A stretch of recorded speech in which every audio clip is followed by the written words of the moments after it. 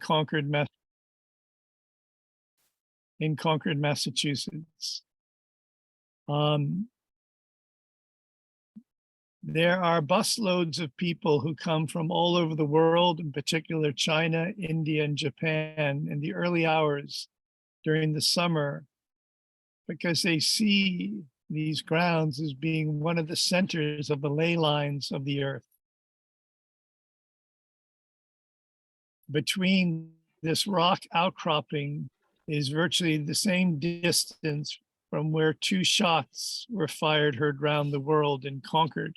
The first shot was fired at the Old North Bridge, and the second shot was fired, or the third shot, there was one in between, from the Old Manse, which was the home of Emerson and Hawthorne, where he wrote his book Nature that launched the Transcendentalist movement that I suspect some of you are familiar with. So that brings us to this evening, and we have people in person here. We have people from all over the country in Zoom. Today is the 4th of July. It's Independence Day. And we'll be speaking about a declaration of intradependence. We'll be speaking of a famous July 4th address that General Gordon Bray, retired General Gordon Bray, can best speak to. We'll be talking about the citizens' movement to revive the spirit of public service on this Independence Day, and a kindred impulse with Leslie and Lonnie Williams that has to do with the spirit of independence. We'll also be speaking about the One People's Tribal Nation. I trust our colleague will be joining us. So this is a small and modest gathering outwardly, but I believe we'll have many ancestors with us as well, and many great spirits. So we're planting a seed. This is seed-like, it's modest, but it's full of substance. So I'd like to introduce former General Arnold Gordon Bray. We were on a call. He's a veritable minute man. I'm sorry, here's my Albuquerque number again. I'm sorry, I apologize. Patricio? Patricio? Okay. Yes, I'm making it, but it does not. I don't know what the issue is. Can you make an effort to try to send me the link to my email address? If Patricio, whatever you sent me last, send that exact same thing to Patricio, because he may be having the same problem I had. I don't know what it was about that other link, but it was a do loop. You go into it and it brings you back to the same page to ask you to go in. But the one you sent me last, the last one, that one worked. It was a simple click, went right to Zoom like other Zooms do. So try that one, please. Excellent.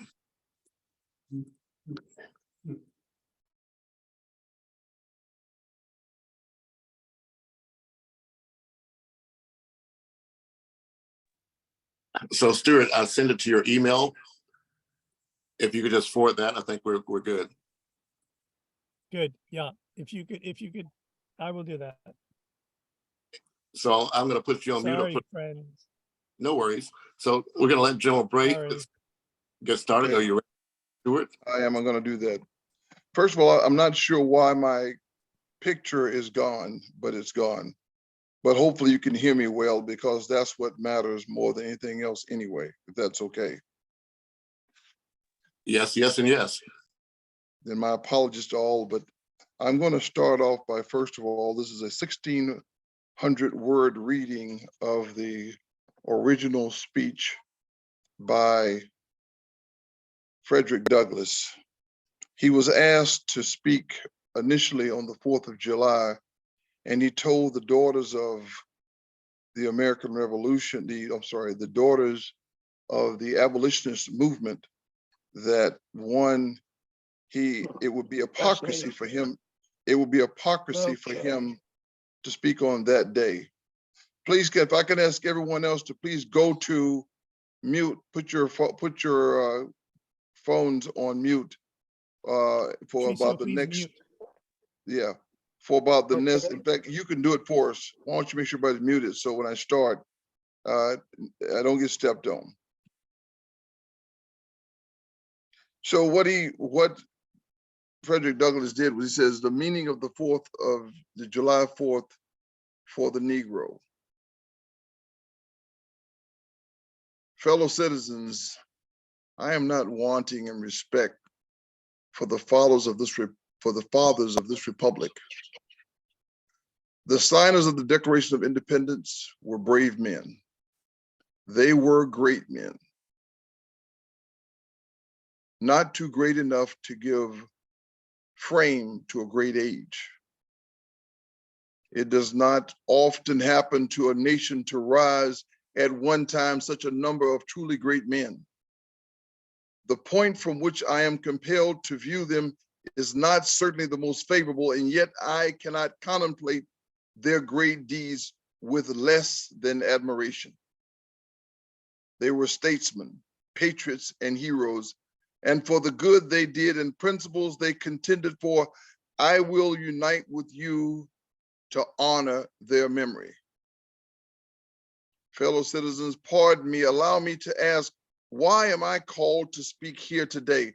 What have I or those I represent to do with your national independence? Are the great principles of political freedom and of natural justice embodied in the Declaration of Independence extended to us? And am I therefore called upon to bring our humble offering to the national altar and to confess the benefits and express devout gratitude for the blessings resulting from your independence to us? Would to God, both for your sakes and ours, that an affirmative answer could be truthfully returned to these questions. Then would my task be light and my burden easy and delightful. For who is there so cold that a nation's sympathy could not warm him? Who so obdurate and dead to the claims of gratitude that would thankfully acknowledge such priceless benefits? Who so stolid and selfish that would not give his voice to swell the hallelujahs of a nation's jubilee when the chains of servitude had been torn from their limbs? I am not that man. In a case like that, the dumb might eloquently speak and the lame might leap as a hart. But such is not the state of case. I say with a sad sense of disparity between us, I am included with the pale of glorious anniversary. Your high independence only reveals the immeasurable distance between us. The blessings in which you this day rejoice are not enjoyed in common. The rich inheritance of justice, liberty, posterity, and independence bequeathed by your fathers is shared not by you, not by me. The sunlight that brought light and healing to you has brought stripes and death to me. This 4th of July is yours, not mine. You may rejoice, I must mourn. To drag a man in fetters to the grand illuminated temple of liberty and call upon him to join you in joyous anthems were inhuman mockery and sacrilegious irony. Do you mean, citizens, to mock me by asking me to speak today? If so, there is a parallel to your conduct. And let me warn you that it is dangerous to copy the example of a nation whose crimes towering up to heaven were thrown down by the breath of the Almighty, burying that nation in irrevocable ruin. I can today take up the plaintive lament of a peeled and woefully smitten people. By the rivers of Babylon, there we sat down. Yea, we wept when we remembered Zion. We hanged our harps upon the willows in the midst thereof, for there they carried us away captive, required us a song. And they who wasted us required of us mirth, saying, sing us one of the songs of Zion. How can we sing the Lord's song in a strange land? If I forget thee, O Jerusalem, let my right hand forget her cunning. If I do not remember thee, let my tongue cleave to the roof of my mouth. Fellow citizens, above your national tumultuous joy, I hear the mournful wail of millions whose chains, heavy and grievous today, are today rendered more intolerable by the jubilee shouts that reach them. If I do forget, if I do not faithfully remember those bleeding children of sorrow this day, may my right hand forget her cunning, and may my tongue cleave to the roof of my mouth. To forget them, to pass lightly over their wrongs, and to chime in with the popular theme would be treason, most scandalous and shocking, and would make me reproach before God and the world. My subject, then, fellow citizens, is American slavery. I shall see this day and its popular characteristics from the slave's point of view. Standing there identified with the American bondman, making his wrongs mine. I do not hesitate to declare with all my soul that the character and conduct of this nation never looked blacker to me than on this 4th of July. Whether we turn to the declaration of the past or the professions of the present, the conduct of the nation seems equally hideous and revolting. America is false to the past, false to the present, and solemnly binds herself to be false to the future. Standing with God and crushed and bleeding slave on this occasion, I will, in the name of humanity, which is outraged, in the name of liberty, which is fettered, in the name of the Constitution and the Bible, which are disregarded and trampled upon, dare to call into question and denounce with all the emphasis I can command everything that serves to perpetuate slavery, the great sin and shame of America. I will not equivocate. I will not excuse. I will use the severest language I can command, and yet no one shall escape me that any man whose judgment is not blinded by prejudice or who is not at heart a slaveholder shall not confess to be right and just. But I fancy I hear one of my audience say, is it just in this circumstance that you and your brother abolitionists failed to make a favorable impression on the public mind?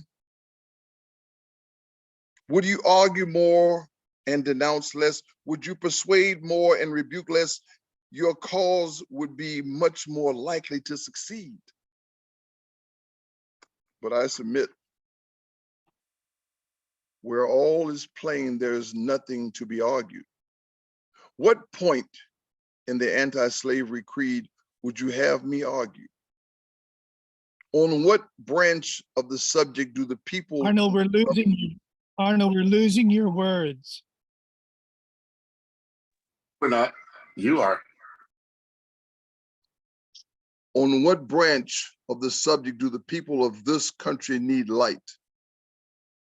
Must I undertake to prove that the slave is a man? That point is conceded already. Nobody doubts it. The slaveholder themselves acknowledge it in the enactment of laws for this government. They acknowledge it when they punish disobedience on the part of the slave. There are 72 crimes in the state of Virginia, which if committed by a Black man, no matter how ignorant he be, subject him to the punishment of death, while only 2 of the same crimes will subject a white man to the like punishment. What is this but the acknowledgement that the slave is a moral, intellectual, and responsible being? The manhood of the slave is conceded. It is admitted in the fact that Southern statute books are covered with enactments forbidding, under severe fines and penalties, the teaching of a slave to read or to write. When you can point to any such laws in reference to the beast of the field, then I may consent to argue the manhood of the slave.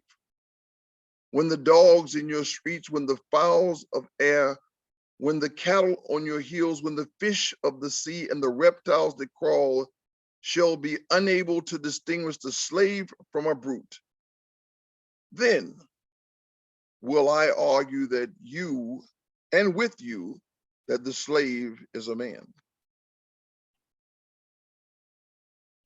For the present, it is enough to affirm the equal manhood of the Negro race. It is not astonishing that while we are plowing, planting, reaping, using all kinds of mechanical tools, erecting houses, constructing bridges, building ships, working in metals of brass, iron, copper, silver, gold, that while we are reading, writing, and ciphering, acting as clerks, merchants, secretaries, having among us lawyers, doctors, ministers, poets, authors, editors, orators, and teachers, that while we are engaged in all manner of enterprise common to other men, digging gold in California, capturing the whale in the Pacific, feeding sheep and cattle on the hillside, living, moving, acting, thinking, planning, living in families as husbands, wives, and children, and above all, confessing and worshiping the Christian's God and looking hopefully for life and immortality beyond the grave, we are called to prove that we are men. Would you have me argue that a man is entitled to liberty, that he is the rightful owner of his own body? You have already declared it. Must I argue the wrongfulness of slavery? In that question for Republicans, it is to be settled by the rules of logic and argumentation. For a matter beset with great difficulty involving a doubtful application of the principles of justice, hard to be understood. How should I look today in the presence of Americans dividing and subdividing a discourse to show that men have a natural right to freedom, speaking of it relatively and positively, negatively and affirmatively? To do so would be to make myself ridiculous and to offer an insult to your understanding. There's not a man beneath the canopy of heaven that does not know that slavery is wrong for him. What am I to argue that is wrong to make men brutes, to rob them of their liberty, to work them without wages, to keep them ignorant of their relationship to their fellow men, to beat them with sticks, to flay their flesh with the lash, to load their limbs with irons, to hunt them with dogs, to sell them at auction, to shunder their families, to knock out their teeth, to burn their flesh, to starve them into obedience and submission to the masters? Must I argue that a system thus marked with blood and stained with pollution is wrong? No, I will not. I have better employment for my time and strength than such arguments would imply. What then remains to be argued? Is it slavery is not divine? That God did not establish it, that our doctors of divinity are mistaken? There is blasphemy in the thought. That which is inhuman cannot be divine. Who can reason on such a proposition that they may, I cannot? The time for such argument is past. At a time like this, scorching irony, not convincing argument is needed. Oh, and had I the ability and could reach the nation's ear, I would today pour out a fiery stream of biting ridicule, blasting reproach, withering sarcasm, and stern rebuke. For it is not light that is needed, but fire. It is not the gentle shower, but thunder.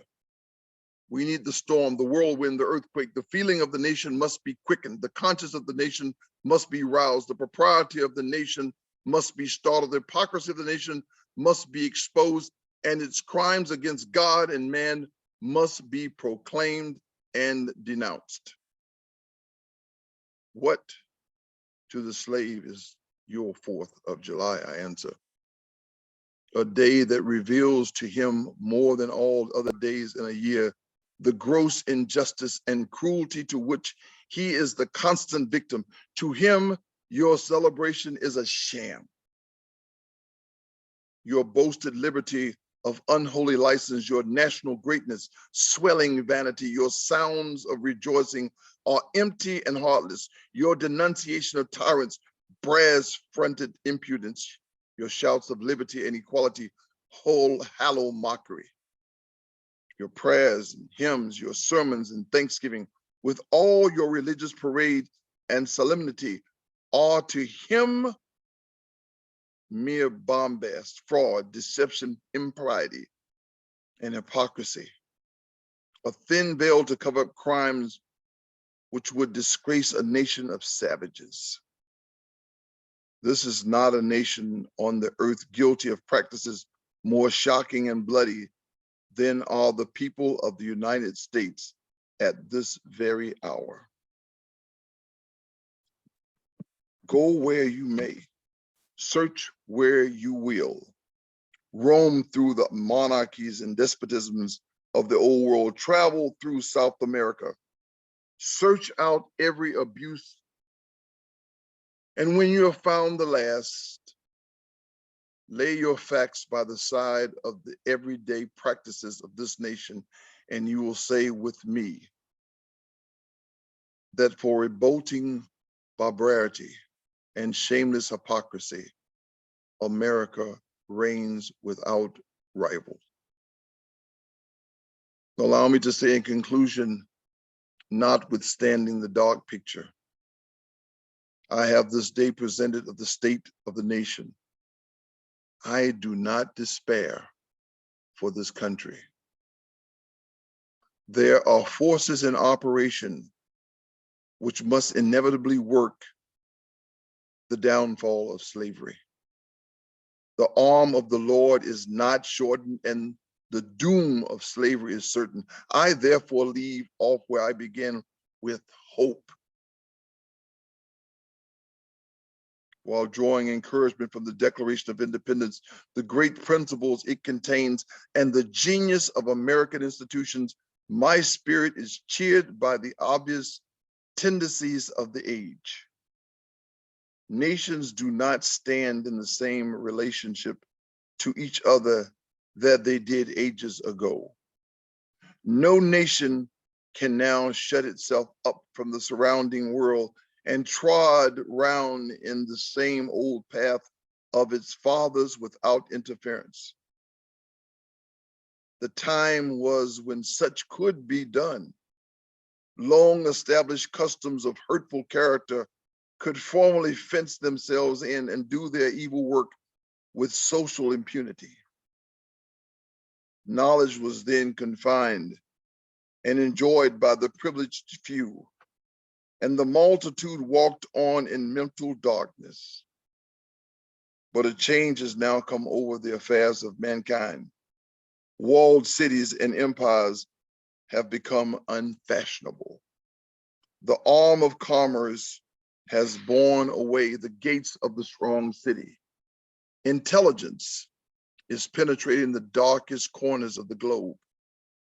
It makes its pathway over and under the sea as well as on earth. Wind, steam, and lightning are its chartered agents. Oceans no longer divide but link nations together. From Boston to London is now a holiday excursion. Space is comparatively annihilated. Thoughts expressed on one side of the Atlantic are distinctly heard on the other. The far off and almost fabulous Pacific rose in grandeur at our feet. The celestial empire, the mystery of ages is being solved. The fiat of the Almighty, let there be light, has not yet spent its force. No abuse, no outrage, whether in taste, sport, or avarice, can now hide itself from the all-pervading light. The iron shoe and the crippled foot of China must be seen in contrast with nature. Africa must rise and put on her yet unwoven garment. Ethiopia shall stretch out her hand unto ode. In the fervent aspirations of William Lord Garrison, I say, and let every heart join in saying, God speed the year of Jubilee, the wide world o'er. When from her galing chains set free, the oppressed shall vilely bend the knee, and the wear the yoke of tyranny like boots no more, that will come and freedom's reign to man his plundered rights again restored. God speed the day when human blood shall cease to flow, in every clime be understood the claims of human brotherhood, and each return for evil good, not blow for blow. Right now, I'm busy. That day will come all feuds to end, and change into faithful friend each foe. God speed the hour, the glorious hour, when none on earth shall exercise a lordly power, nor in a tyrant's presence cower, but to all men's stature tower by equal birth. That hour will come to teach all, and from this prison house to thrall go forth. Until that year, day, hour arrive, with head and heart and hand I'll strive to break the rod and rend the gyre. The spoil of prey deprived, so witness heaven, and never from my chosen post will the peril or the cost be driven.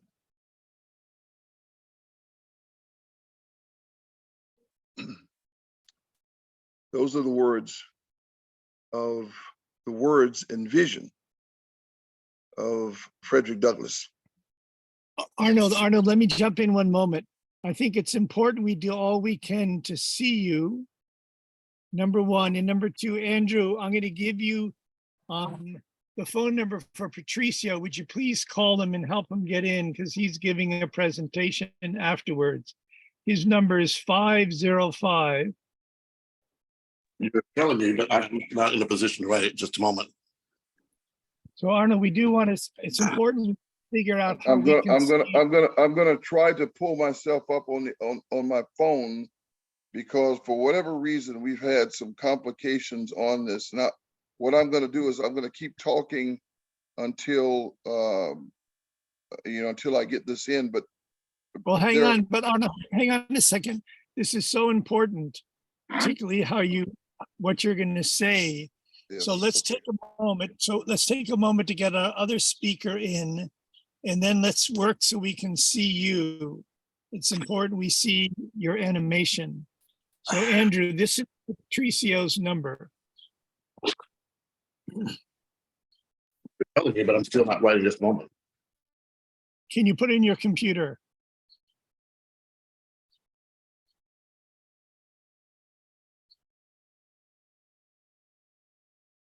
Or can, I'm sorry, friends, these are the technical challenges that we have. There we have Arnold. I think we just saw, there we have, good. So Arnold, just a moment, and then we'll Yeah, now I have a computer, so if you could tell me, I can type it. So it's 505-238-2429. 505-238-2429. So All right, thank we need to get Patricio in. So friends, again, apologies for these complications. We'll resume in about 3 minutes so we can catch your breath. It was quite extraordinary what we just heard. Arnold, I'm glad we can see you. So friends, just give us 3 minutes and I'm coming back from my office to the home. So I'll be there in 3 minutes as well.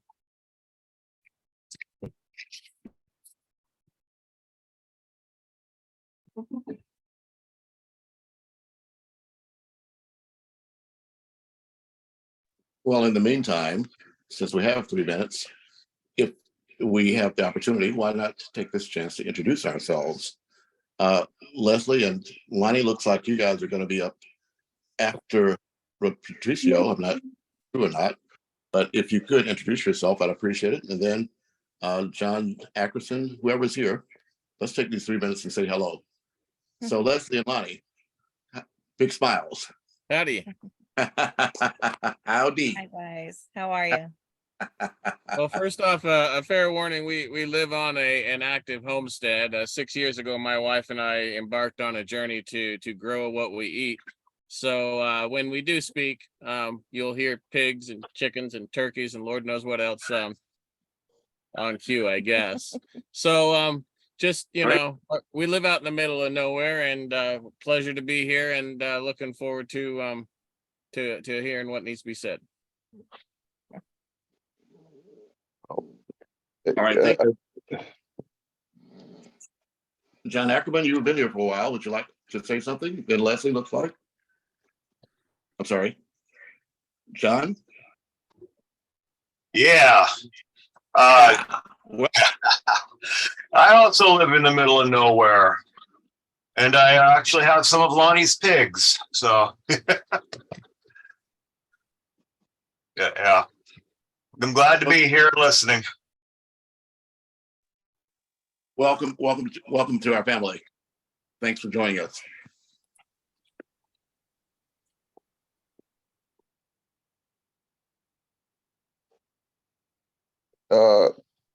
William, and just to be, Andrew, just to be clear, Yes. I told Stuart that I've got a house full of company, and I would do certain parts of this, and the most important part, I think, is now that everyone has heard the words of Frederick Douglass from 1852. Yeah. The question was asked of me, the relevance and my perception of those words. And when he comes back, I've got to do that before I break contact, because I want to make sure that if you listen to those, especially from both myself and Tone, I have obviously read that for many years, and I had to internalize it. And for those that don't know me, I did serve 35 years in the military as a United States Army infantryman, an airborne paratrooper. And this year is a very special year because it's the 75th year of the integration of U.S. Military. And I often say that's the platform for change, because what has occurred is that, beginning with Crispus Haddock laying down his life for this nation in 1770, we started to answer the questions, 3 questions. Would the African American fight? Would he fight for this nation? And did he have the intellect to lead? And so those 3 questions were answered in multiple occasions. And my desire to be an airborne infantryman was stemmed from the idea that my father could not be one. And then, more importantly, from that willingness to sacrifice becomes or begets the ability to claim ownership of this nation. And contrary to some of the initial tenor, but more to the first line and the last line of what you heard, there was not just hope, there was a deep commitment and admiration for what this nation opined by Frederick Douglass. And what I'm going to try to do when Stuart comes back on is reconnect the dots. And then if anyone has He can't hear you. That's on mute. You cannot hear me? Arnold, I thank you very much for waiting. I'm back and I'm looking very much forward to your thoughts. Okay. Can you hear me? Yes, yes. Okay. All right, Yes, William. yes. I've done nothing, William, Andrew. So I can't. What? Send this to Patricio's phone. I can't. Can you? I can't do Okay. this on my phone. All Oh, sorry. right, Put tell me- yourself on mute. Sorry. okay, can you hear me now? Tell me when you're stable and I'll begin talking.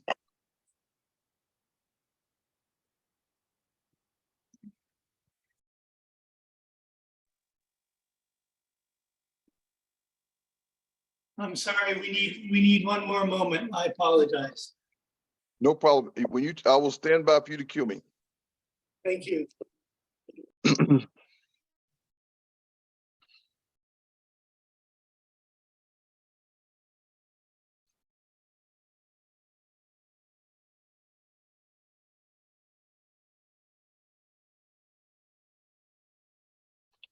Can the rest of you all hear me out there? Yes, go right ahead, Arnold. We're good. Thank you. Okay, not a problem. The bottom line is you heard me read the words of Frederick Douglass. What you should have also heard from him in his opening statement was admiration for the founding fathers and recognizing what they had done in their establishment of a declaration. Was they laid out 4 principal parts in that declaration for which we all should be in admiration and support of. As you all are going to talk about independence, interdependence, and interdependence, you have to understand those words. And I'll put it this way. There was an interdependence of the colonies. That was an agreement that they would all hang together or hang separately. There was an agreement that they all had reached. And internal to each state, they had sent representatives with the authority. Arnold, my apologies. I'm very, very sorry. We're having still some technical difficulties. Please give us a moment more. I thought it was set. We just Okay. need a bit more time. And again, I apologize very much.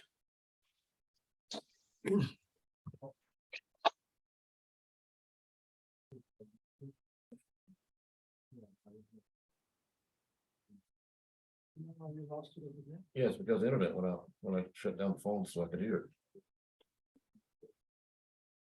It's coming back in a moment. It's coming back. Yeah, it's on now. Should be.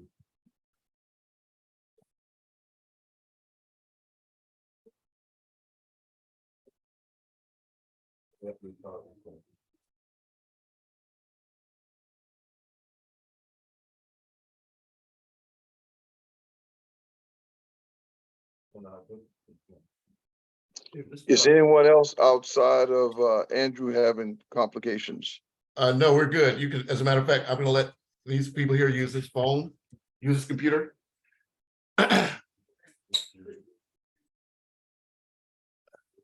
They're all set. They're all set. Yeah, I don't have to leave, so you need to finish. We need to get going. Let's have no more. Okay, I'll see you as soon as I get home. And you all take care.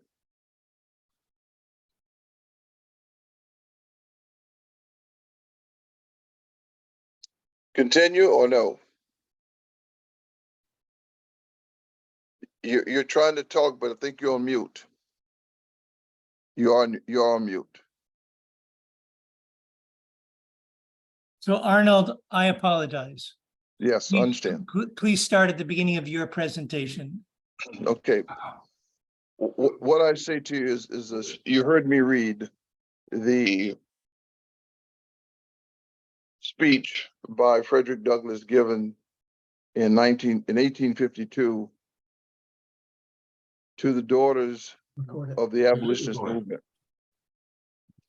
In that speech, he was speaking at a time when, to be fair, anyone who brought up slavery or even the secession, they would have been at the very least admonished by Andrew Jackson, who had warned Congress that any discussions about secession, he'd kill the next man. So no one could see the end of the institution of slavery except the enlightened few. But if you listen to the vision, and there was a very clear vision that we are enjoying today from Frederick Douglass that was almost prophetic about the relationship and the hyphenation, excuse me, of time. Don't leave it, please. And more specifically, he used words that you all are going to talk about later today, inter versions of dependence. But I think we should be careful that those words should not be used in contrast to the Declaration of Independence, because the Declaration of Independence was a document that was created by an interdependence between the states and the people who would swear to give their lives and fortune to change, and interdependence of the states to their delegates who, when the decision was being made to commit to being a United States, they were exercising an authority of language and communication that was only for a select few. But the Declaration of Independence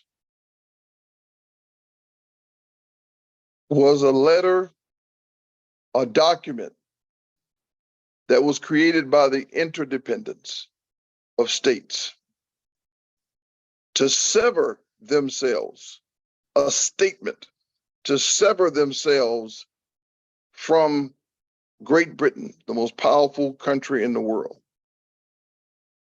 They had been emboldened by 77 elite shooters against a pickup team of great warriors who underestimated the capability. And 7 actions over 12 years had emboldened them to believe that they could break away. And so Frederick Douglass writes to both acknowledge the greatness of what they had done, but he also said, "You have excluded me."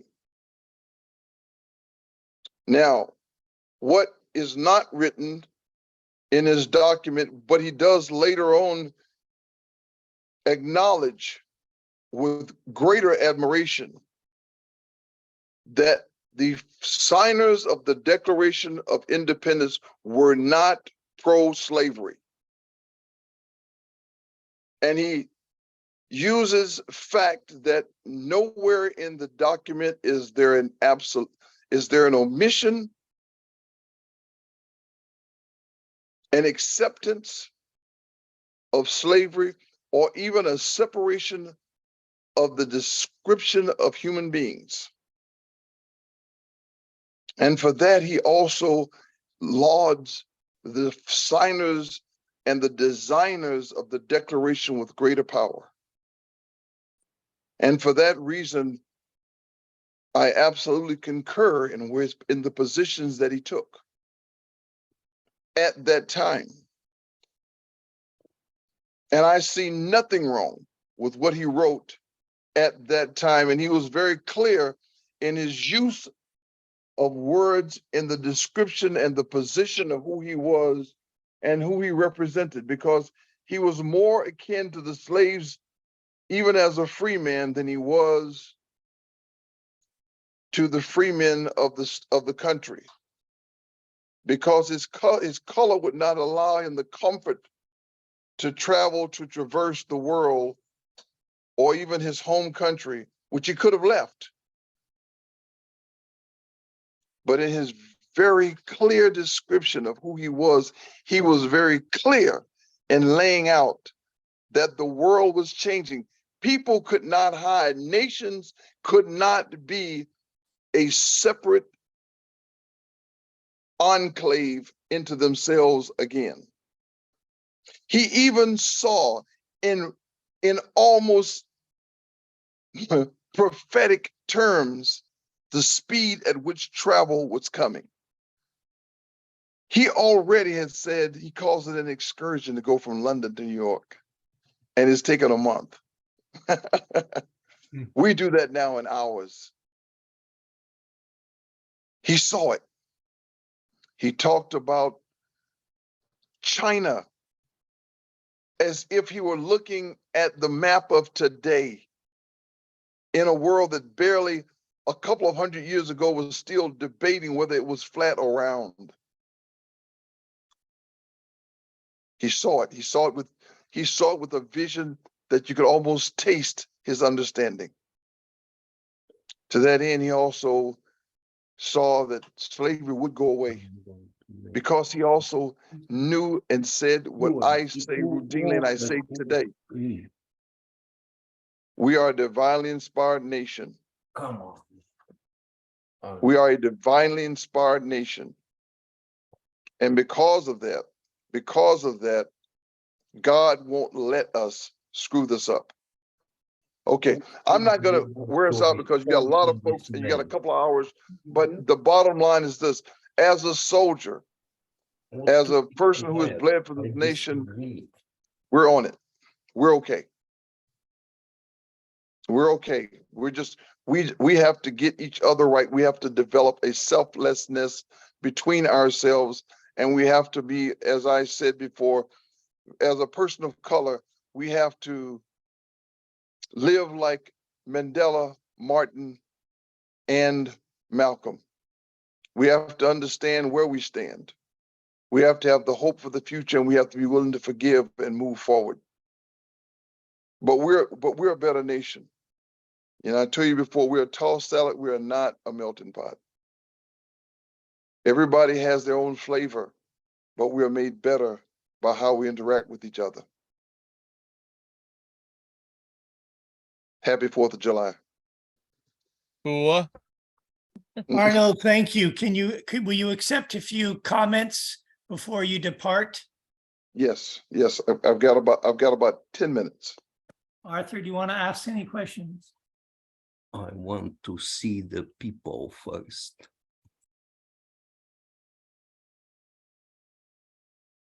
This takes time. This takes precious time. He only has 10 minutes. Full screen.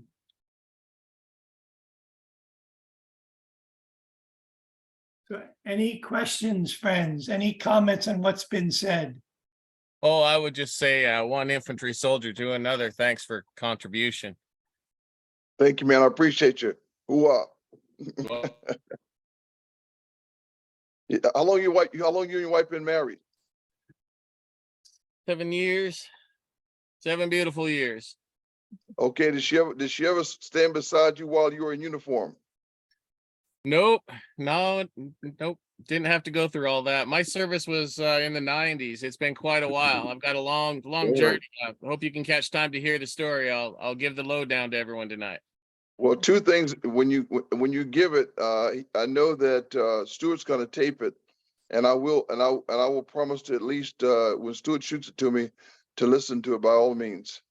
because, you know, I tell everybody, we have enjoyed great reputation, we as a nation, and largely, in large part, because of actions in uniform, in combat, and in communities around the world, whereby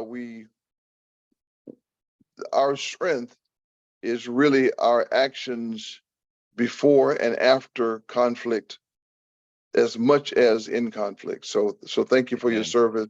Thank you, And sir. I think, Thank you for yours. amen, I appreciate you. Other comments, friends, in about the 5 minutes we have? Okay, Arnold, can you hear me? I can very clearly. Okay, so you were speaking about the Declaration of Independence. Did you mean the text of Thomas Jefferson? I am talking about the ultimate declaration that was signed by the crafters, the one that was agreed upon by 12 and abstained by 1 colony. Did you know that there was a text first by Thomas Paine that was very strong against slavery? Yes, And it was not accepted because the Yes. Southern colonists will not sign under it? that's correct. And do you know Yes. the line in Jefferson's text that say the merciless Indian savages whose only rule of warfare is indiscriminate destruction of all ages, sexes, and conditions? I do. And you know that after Jefferson died, they were still selling his enslaved Africans, more than 200 of them, to pay Yes. his debts? Yes, because as a matter of fact, there's two things to make this make some sense. First of all, they acknowledged that there was a legal wrong in slavery. They acknowledged it wholeheartedly, a legal wrong. And as there was a conversation that took with great detail between John Adams, who really wanted to keep Thomas Paine's words into the Declaration, but Benjamin Franklin told him that here's the thing, you can win this if you choose, but here's what'll happen. What we're trying to do as a nation, we will never become that nation. He argued for it. And so at the end of the day, he got Jefferson to amend the Declaration so that they could in fact continue.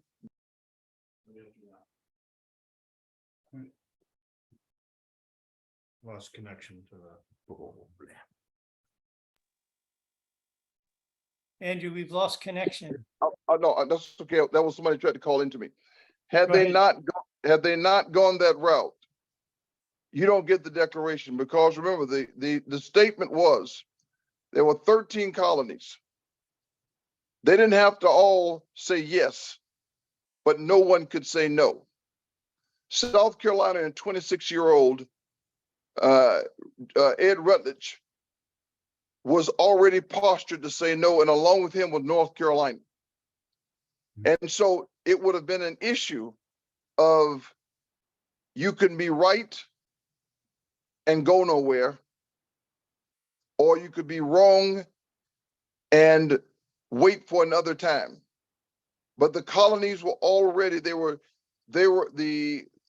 the actions in April had given them enough support to move forward. There were already leaders of the colonies who were objecting and not wanting to go forward. So it was a matter now of what do you do? See, one of the great things about this nation is that we're not perfect, and the times weren't perfect, but they chose the moment. It took them over 8 years to get to the point of being able to have a Second Continental Congress to make a decision. And if you can capture any of the notes that did leak out of that room, because it was, in fact, the declaration itself wasn't even completely signed until August 2nd. And Delaware was the last to sign, because even after the vote, there was consternation. So anyhow, I'll stop. But to your point, it was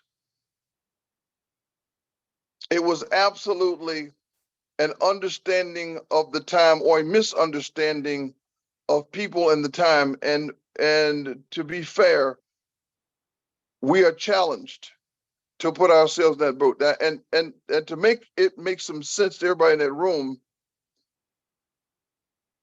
I have had to evolve much of my own thinking. But as a 10-year-old, I used to have to walk to a bathroom and make two choices: male or female, white or colored.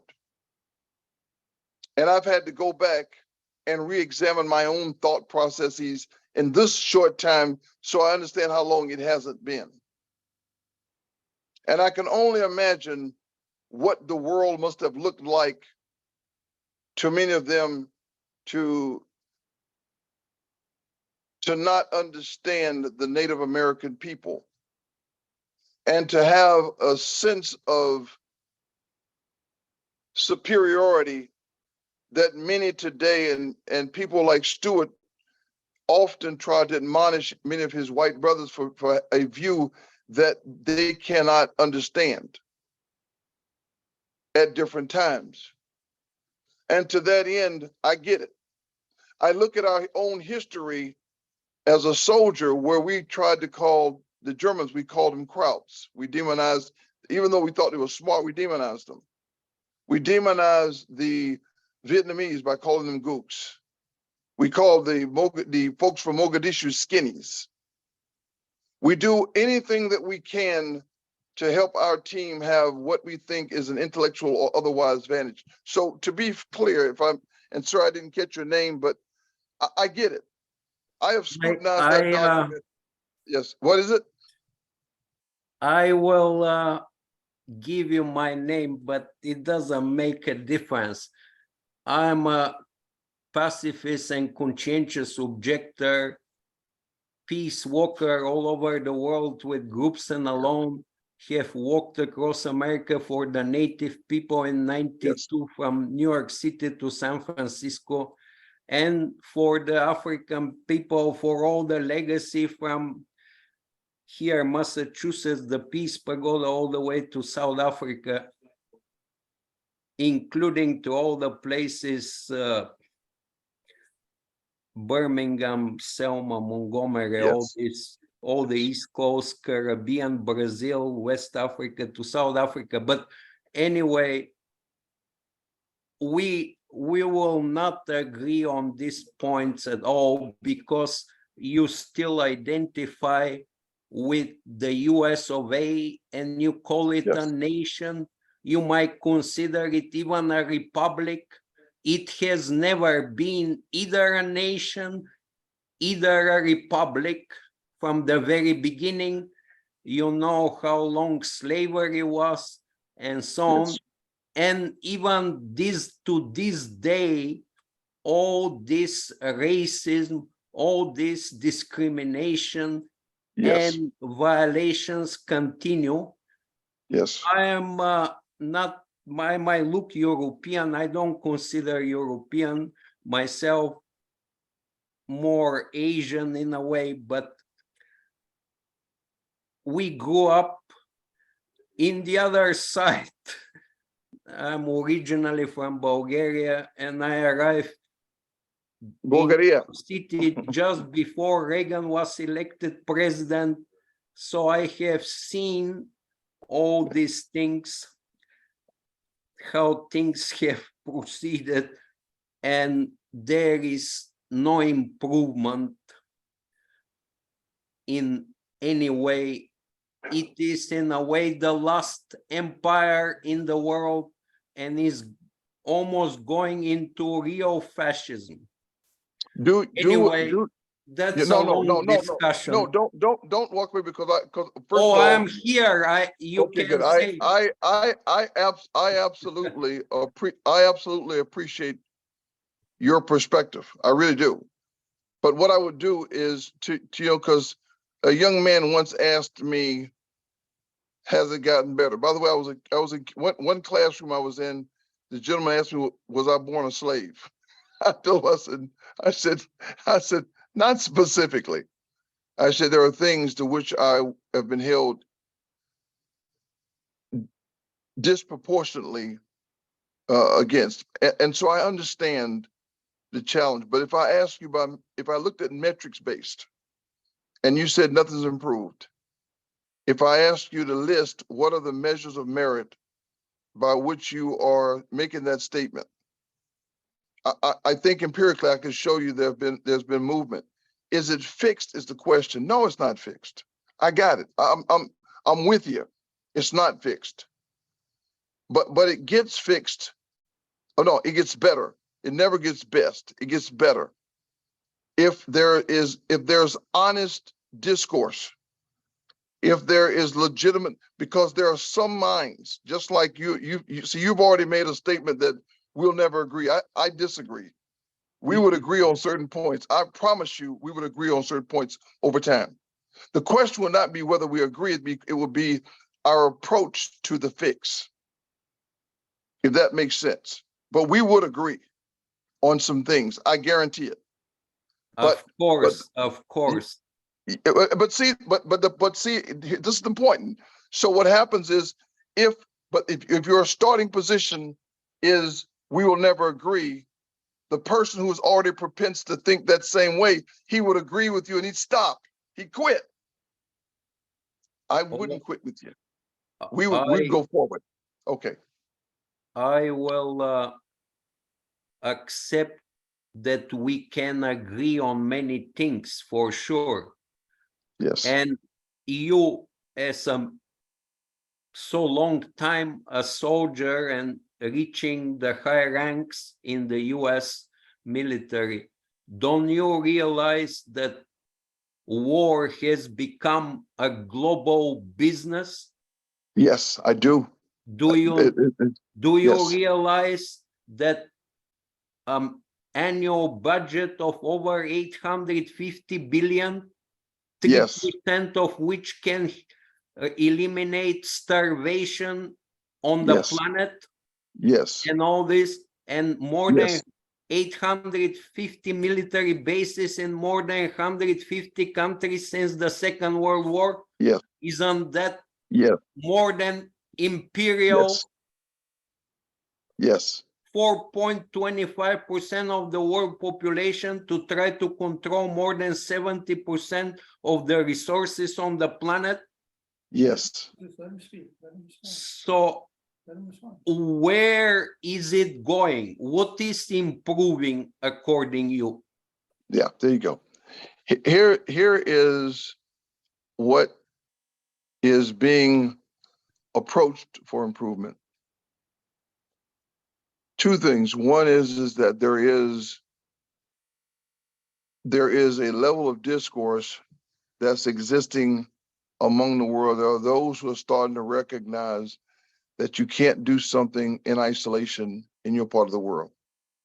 We're having discussions because we've always had allies. And at one time, we even thought in this country, I was part of the think tank where we downsized our military from almost 600,000 to just the Army to down to 400,000 some change. And we're trying to go even further. And it didn't have anything to do with the types of munitions.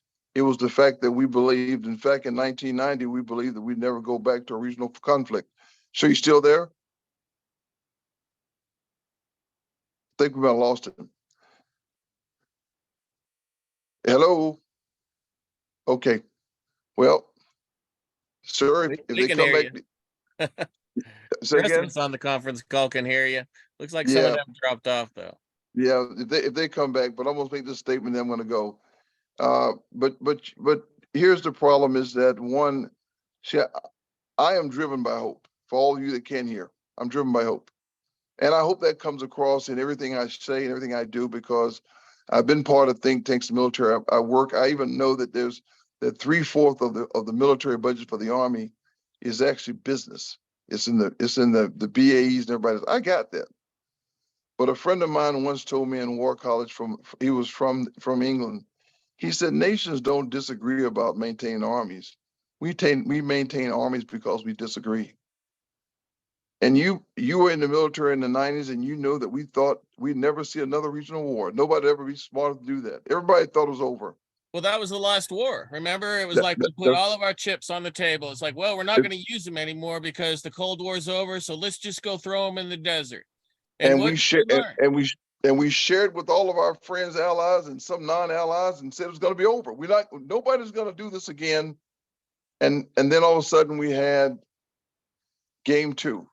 How did we go from the greatest piece of our time, my brother, to about ready to annihilate ourselves with nuclear weapons? Make no mistake about it. We're on the verge. And if we don't come together in peace and hope and get over ourselves and try and figure out how we can come together as one, then we're not going to make it. So I absolutely agree. Just, just because the military does been, whatever, we can all reminisce about these things, but we're men of action on what do we do now? And that's where we're at, because if we spend too much time talking about the screw ups that we did, well, we don't have enough time to fix what needs to be fixed. We only got days, minutes, and we need to act now. We have to look to the future. We cannot continue to admonish ourselves for what happened. This is why I use Mandela as an example. It was meant, and sir, to you, if you can still hear me, I spent time with Dick Gregory, another one of our nation's great activists, who sacrificed himself for a lot of causes, and we had some brutal conversations as well, because there was distrust and everything else in our government and others. Unfortunately, and fortunately, I know a lot of the people that have been entrusted. And I got folks like this young non-commissioned officer. I'm guessing you're an officer or a non-commissioned officer. Sir, were you NCO or NCO officer? Oh, I was just a specialist. I was the grunt. I was the best type of Army. I was the guy getting out there getting things done. This young man right here. And by the way, there's incredible brilliance among every level of our military. And by the way, most of the folks that wear the uniform really do not want to fight. They just say, if they use the words of Isaiah, but here I am, God, send me. And that's what we do.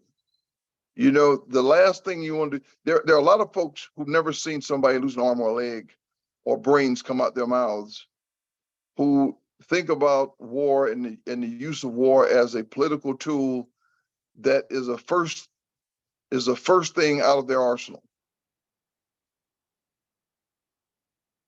That's the mind of a rookie. And so, having said that, like I said from the beginning, sir, I'm with you. The deal is we have to talk. Once we agree on the what, the how is where we have to figure out the best way to assure success. Folks, I am well past, and I'm being rude to my guests. Please forgive me all, but I really appreciate you. And regardless of what others say and what they believe, with great scrutiny and sensitivity, I still say Happy 4th of July to all of you. Thank you. Thank you, Arnold. Thank you. Thank you very much. So we move now to Northern Washington. And I'm going to be bringing the grandmothers in, who they had a little bit of illness, so they're going home to watch on their own computers where they can rest. But we move to Leslie and Lonnie Williams in the spirit of independence, and then we'll move to Patricio in the One People's Tribal Nation.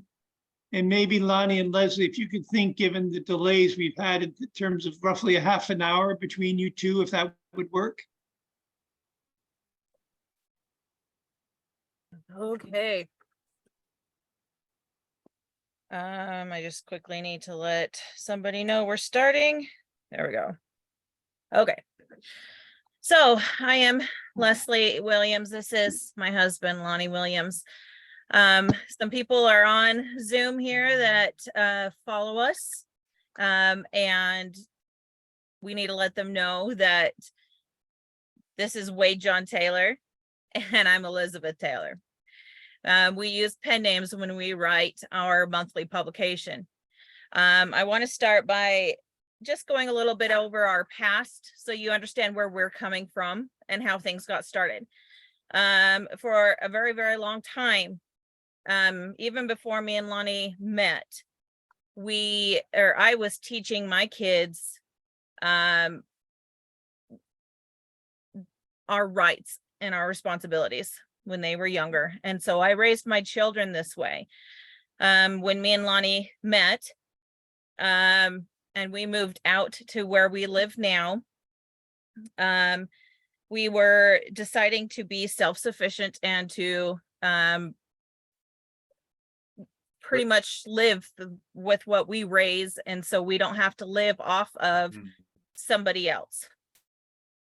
And well, long story short, the pandemic happened, everything shut down. When everything kind of sort of reopened, our family was not allowed to go back to our church. And at that time is when we realized that there was more rights and freedoms being taken away from us as a people. And so we decided, as talking to God, and God let us know the thing we needed to do was start a pamphlet. We started a monthly publication teaching people their history. We teach history directly from the people that lived it. We use journals and letters and military documents and family journals and Bibles. We use actual sources to teach this history so people can learn the real history and not the history that's being transformed. So along with that, we teach our civics, our civil duties. We also teach our responsibilities as a citizen. And we do this every single month. We give out a new one. In that process, Lonnie was told by the Spirit to run for office. So he ran for office. And during that time, the Independent American Party got a hold of us, and they asked Lonnie to run Washington State as people would know him as the chair, but the state coordinator for Washington State. As soon as the campaign was over, he started running Washington State, and then they elected him as the national chair of the party. And then that's the fast story of how Stuart found us. Stuart saw an email from us and he called us. So that's the very quick story. I will let Lonnie speak and do what he's going to do, but just so you are aware of who we are and where we kind of stand. Well, thanks. You know where to start. First off, Thank you very much. Thank you very much, Leslie. You're welcome. You know, I'll be straight up honest. In 2008, I had a stroke and I lost everything. I couldn't write. I couldn't dress myself. I couldn't do anything. I lost my house, couldn't sell it, lost a marriage. I lost absolutely everything. Now I was living the dream. I was a government employee making really good money. I was working for the Environmental Protection Agency, pushing back against stupid regulation on farmers and trying to make sense of everything and trying to make sure that people were represented. And I was humbled in that experience. And I had nothing, and I became a homeless veteran and living in a homeless veteran program, trying to piece my life back together. And from that, once I got stabilized, I moved to the beach to try and get in touch with my brain and try and do memory drills and just try and piece myself back together. Long story short, I had to reconcile with who I was. And there was a lot of ugliness there as an individual. We've all been raised a certain way. We all have biases a certain way. We all think we know what we're talking about when we're living in the ways of man, the way we were taught. I have friends who said, I'm a lifelong Democrat. Don't ever convince me anything other. That's the way my grandpa said I need to be. Same thing on the Republican side. That's the world I came from. I was a person who stood by my country, still am, more than anybody knows. But I had to be humbled by my own pride. And that's what started this whole process. Because one day while praying, because I had spent 28 years running from this Almighty. I knew it was there, but I didn't want to connect. I didn't want to figure it out. I was going to do it my own way. I was going to control my own destiny. And anyone who represented anything close to that sort of thing, well, I had an aversion to that. I didn't want to hear their spirituality.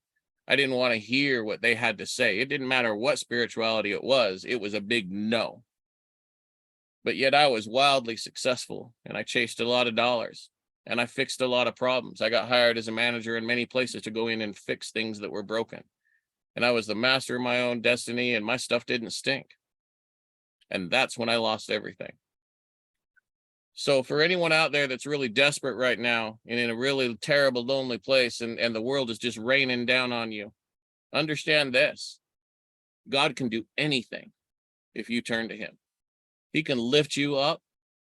He can turn you from someone who cannot speak, someone who cannot dress themselves, and someone who cannot remember a conversation you've had 5 minutes ago. All you have to do is turn to that inner voice, and each one of us has that propensity to listen if we choose to. And when I started listening, I found out that I need to do a lot of repair in relationships in my life. And I'll be doing that for the rest of my days. And I hope that in the spirit of that, we can all understand that we all have relationships that we need to repair for the rest of our days. If we intend to bring peace on this earth, we are at a very moment in this time where we're on the edge of nuclear war. Now, I'm 51 years old. When I was young, we went to school and we hid underneath desks pretending that was going to save us if a bomb came off. I remember those drills. Many people don't. They don't understand the horror of living every day wondering if that was going to be your last. And now we don't even talk about it. We have way more deadly nuclear missiles. The Russian missiles can wipe out us 10 times over, and ours the same. It only takes a few to mess up this country and this world that we live on. And we're willing to throw that away at this moment because of money and this and that and anger. Can we not think and get over ourselves like I had to get over myself and start healing from scratch? That's what started this, is just one man's lonely vision, trying to make sense of my own personal life and what I needed to do. And the only thing I can think of was turn to the Almighty. Now, does that mean I speak on his behalf? Absolutely not. I encourage each one of you to get in touch with him right now, because he's got a message for you. He'll speak to you. He'll guide you in his own way and tell you what you need to do and what you need to act on right now, because our planet hangs in the balance. Now, I represent a national party right now, and we're going through a lot of pains like the whole world. And there's a great deal of apathy in this country right now and across the entire country, the world. Let somebody else do it. Let's check out. Let's not participate. That's what started my journey, was getting involved. Now, when I came back to the Lord, I didn't understand the Lord until I discovered service work. Serving my fellow human being.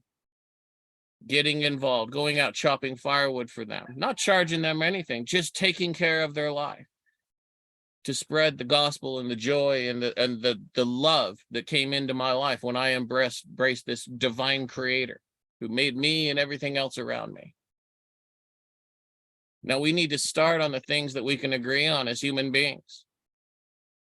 And I go back to my ancestors who came across this little tiny boat called the Mayflower. You might have heard about it. They came here so that they could worship in their own way, in their own tradition, and not be bothered by a government. They came here and made friends with people who were here and worked together in harmony until governments got involved. They came here on the same human condition that each one of us screams for every single day. I want to raise my family in my own way, in my own tradition, and worship God in our own way without anybody messing with us. That is what we each want. That is what we each deserve. And anytime we put a government or an institution or religion or anything on top of that and say, this is now our interpreter, then we take away our direct connection to that divine. And I'm here to encourage each one of us to wake up and turn to that calling that each one of us has on public service. I'm just doing what God asked me to do. Now, if I turn myself over to my selfish self, I must say that as a selfish individual, I'd be sitting on a couch playing video games, maybe getting drunk or having fun. As a human being, I want to be lazy like many other human beings, but I have to get over myself and understand that, look, there's a human condition and we were put here on this earth in a very special way, in a very special purpose. Now, in my religion, one of the first commandments for man was to go out and work and sweat and provide for your family. Now, some may think that is a punishment, but I'm here to tell you every day when I'm doing chores and feeding pigs, you know what I'm doing? I'm praying to God. I'm talking to God. And him and I are talking about my pigs and my chickens and my trees and the orchards and why this tree died and why this pig died and why this thing's doing good and all of these things. There's a magic to getting back to the way God created us. We need to get out of our cities. You know, there's so much hypocrisy in the world. You know, it's like an activist with an iPhone talking about slavery. We have to consider the whole big pictures of where that phone came from. I don't want to chew on anybody, and that's not what I'm here for. I'm trying to bring us together. We need to understand we are all hypocrites in our own way. We don't look at the world completely, and yet we pass judgment. I do it. My wife does it. We all do it. As human beings, we're like, well, they're not like me. And what do political parties do? They divide us. You are here, and you are here. And then power is given under the party to make the decision, not the people. We have long left our traditions as a nation to go back to the roots of our founding fathers. Now, there are many that will say, well, they suck here, and they suck here, and they suck there. You know what? I suck in my life. I was a terrible human being. I made many mistakes. I still screw up every day. I have bad thoughts every day. I repent every night. And I beg the Almighty, please let me be better tomorrow. Just tomorrow. And we'll make it through. Now, if we all take on that mentality, I promise you we'll be a better planet. We'll be a better world. And my party's gone through the same struggles that every other political party has gone through in this nation. And what they found was that there's always a chairman or a kingmaker and a this and a that who's going to pick somebody to run for office. That's not what our founding fathers gave us. George Washington himself in his farewell address told us, parties are going to kill you guys. It's going to destroy this nation. And what did we do? We divided ourselves into parties.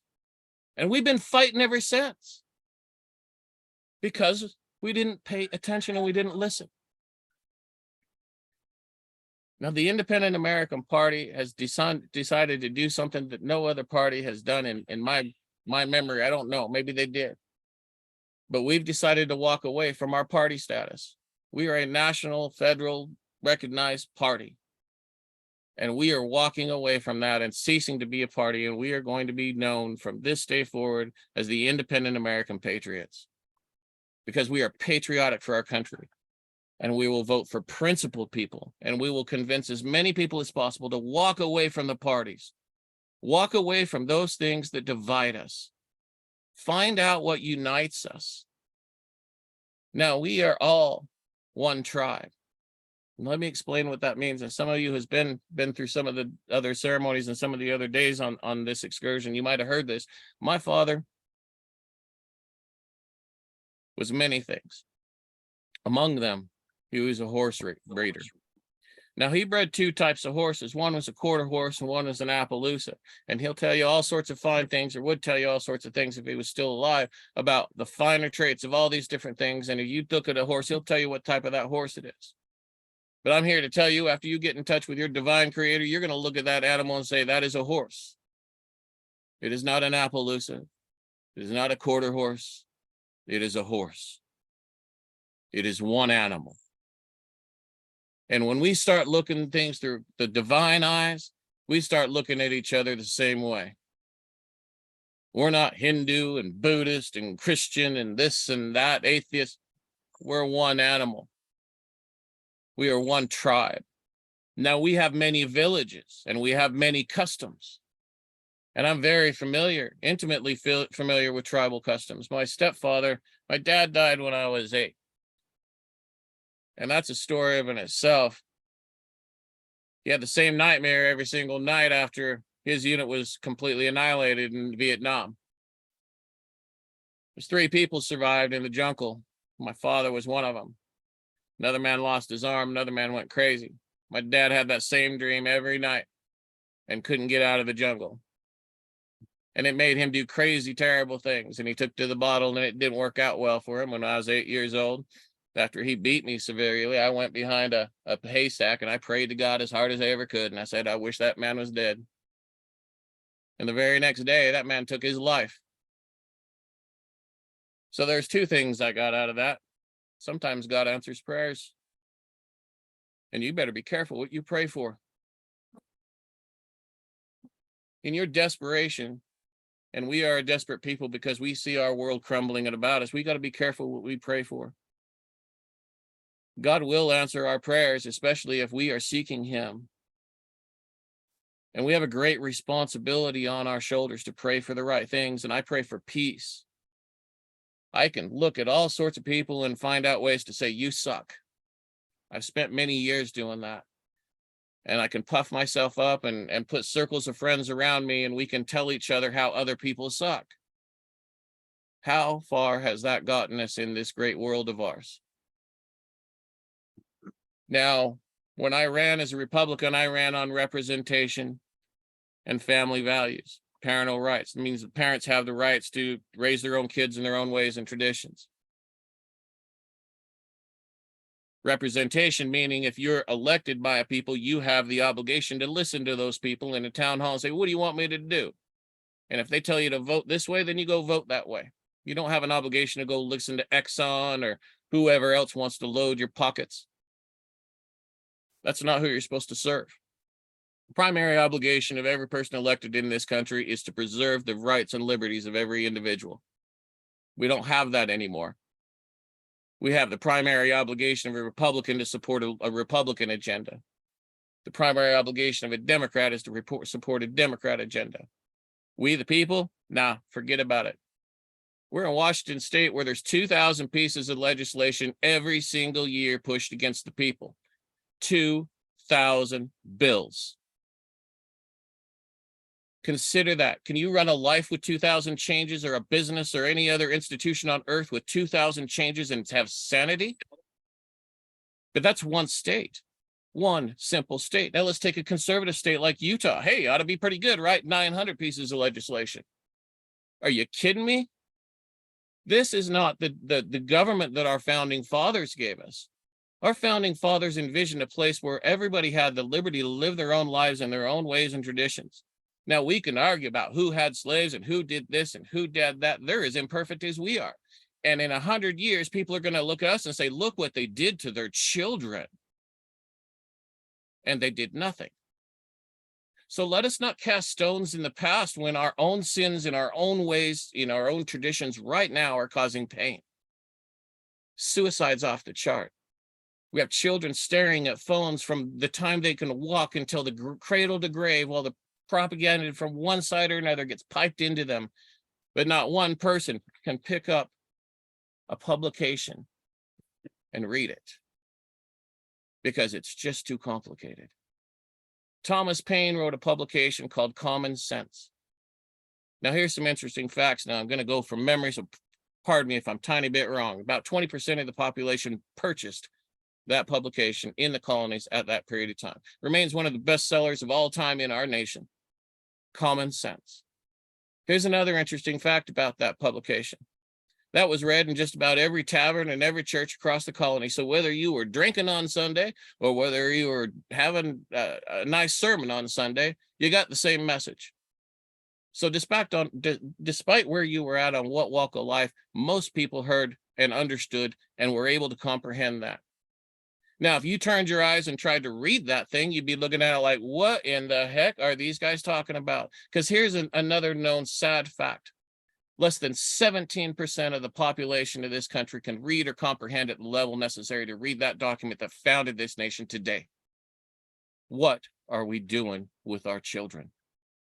When my wife and I started this publication, it was all about the children, because make no mistake about it, the children of this generation right now will burn down this world or preserve it. Now that's up to us as parents, grandparents, elders to teach them what our parents and elders did not teach us because they were too busy being selfish and buying cheap things from China. You have an obligation to preserve your rights.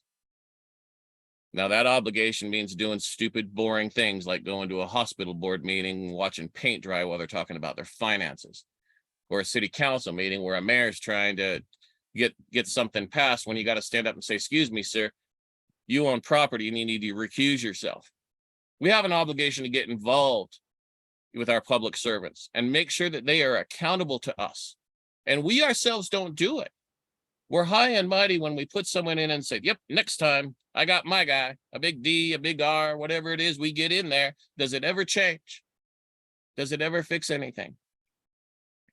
The same problems that are involved in those parties are involved in our daily lives, whether it be the Boys and Girls Club, the Eagles, any benevolent club that's out there, even gun clubs. You go to these things and guess what? It is the old, the ancient, those people who with wisdom who are still there holding it together. Where is the youth? All of these clubs that held the fabric of this nation together are dying because they can't get out of their cell phone. And we all talk about what we did bad in the past and who did what. Meanwhile, we're all dying. So my organization is changing from a political organization that will just strictly focus on one thing, getting somebody elected, to building communities. It's not going to be ran from the top down. We voted to make the members run it. So I'm just a servant. So we're changing everything. What we have been doing for years and years has not been working. So we must, as a people, decide to do completely something different. So we're creating lifeboats as a deer walks by. Sorry. We're creating lifeboats. And what that is people get to create in their community. So if you want to call your private town hall and you want to learn canning, you want to learn gardening, you want to learn the things to self-sufficiency, that's your community. If you have a school board that's not responsive to parents and teaching things that parents aren't obsessed about, well, then that you can work on that. Each community must learn again to come together, because for years we were told to sit down, shut up, don't go outside, don't talk to your neighbor, put a face on, don't associate for whatever reason. But let me explain about where our rights come from. In this country, the rights come from you and me. All power comes from the people. All. That means it. There's nothing else beyond that. So if I don't have the power to tell you, my neighbor, sit down, shut up, don't go anywhere, our government don't have the power to tell us that. Excuse me.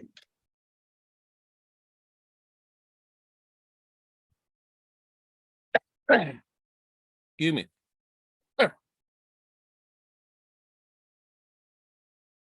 Can you talk for a second? So we have just the new organization that has started is going to let you as the people be in charge. You as the people get to decide what's important to you. and you will build a community, and you will work together, come together as different people, but unite as one. And that's what we need right now in this world, is unity. We need to stop dividing ourselves. Things are not getting better because of the division. And teaching our children the division does not make it any better. It's dividing that next generation, and it divides the next generation after that. If not you, then who, is what I stand by. If you don't start doing your part right now to fix the world, then nobody else is going to do it. The apathy will continue. And that's what we've been teaching for this 3 years when we've been doing this monthly publication. Teaching people to stand up, teaching people to do their part, teaching people to get involved. Are you feeling better? Yeah. Allergy attack. Well done, well done. It's really started when, and this is a running joke in our family. All my wife wanted to do is hand out flyers. We figured we could change the world by handing out flyers. In our first meetings we had, we ran across Thomas Paine and rediscovered him and said, you know what? That's a stupid idea, handing out a pamphlet when everything's digital nowadays. And doing it for free. That's even dumber. But we've did it. All the way up until now. This issue, this is hot off the presses, is our last free one. We've been doing it for almost 3 years now. Now certainly you'll hear stories about Jefferson and Adams, but I don't care about them. You know who I care about? I care about Sybil Ludington, a 16-year-old girl who rode twice as far as Paul Revere.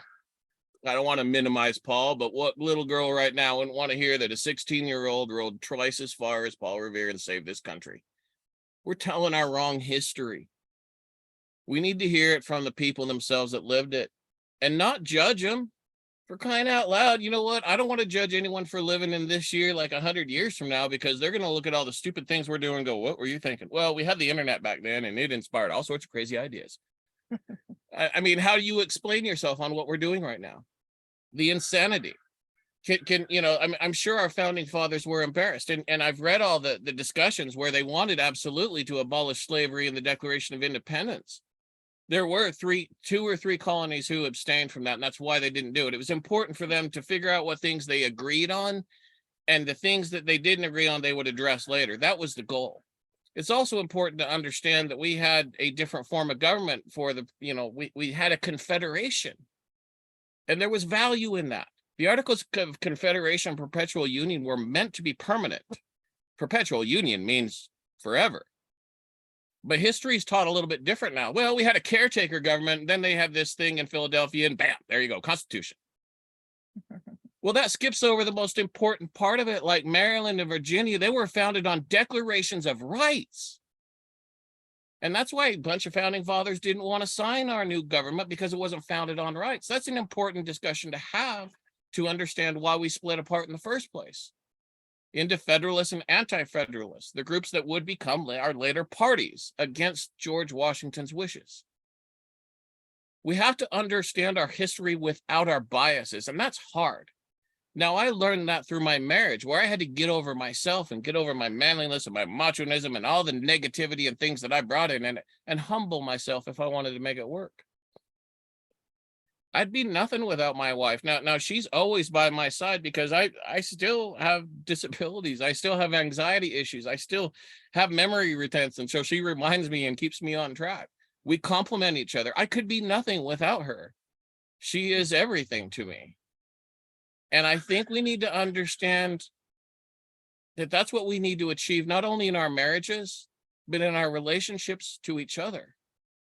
We are everything to each other. There's no one else out here other than us.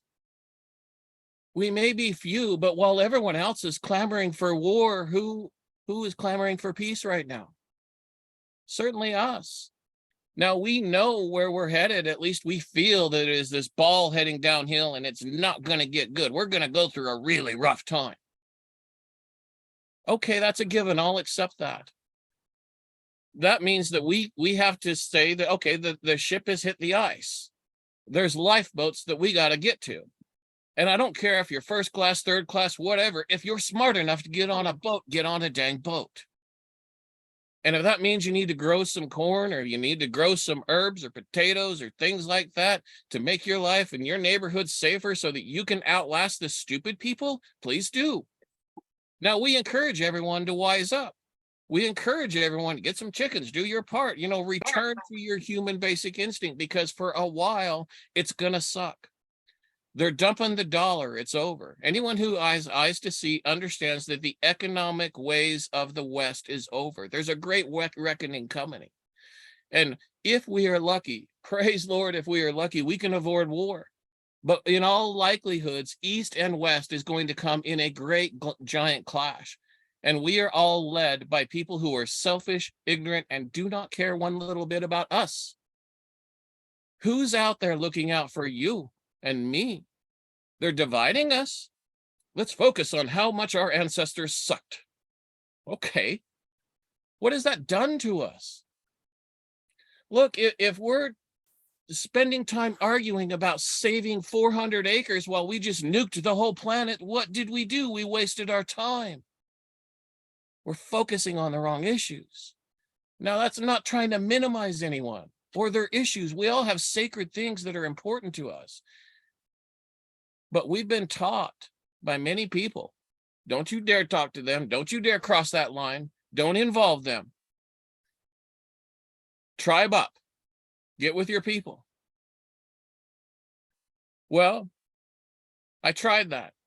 And when I tried running as a Republican, guess what they called me? They called me a constitutional terrorist. When I tried to reach out to Democrats, well, I was a threat to democracy. So I guess I'm rejected by everyone, and that puts me smack dab in the middle. Which brings me to the closing part of this. While I was running on my campaign in Spokane County, there was a gentleman there, dedicated his life to the Republican cause, private person, a man of means. And he had invested his own money to campaign on the people that he wanted to, and he was appealing to the party, saying, look, I've done this polling, and look, here's the sad truth. Only 25% of the population even will admit that they're Republicans. Well, don't feel bad, because only 35% will even admit that they're leaning Democrat. The vast majority of everyone else is so disgusted that they absolutely refuse to participate in the system. So we are run by the ignorant people of our nation right now, while we, the people in the middle, who are trying to find common ground, are not allowed to. The first thing that happened to me when I became chairman of the Independent American Party, I received this big document, what it takes to become a party in every 50 states. Now, in some states, it's 30,000 signatures, and some it's 50, and some it's just an obscene amount in every county, and it's every year that you have to do it. But if you're a Democrat and Republican, don't have to do a thing. Sign up. Come. Just do what I say, and we'll make sure that you get where you need to go. Now, that's what's happened to our country. So the Independent American Party is checking out from that, because we've succumbed to the same things internally. Someone's trying to make a king over here. Someone's going to try to make a king over here. It's all about corruption.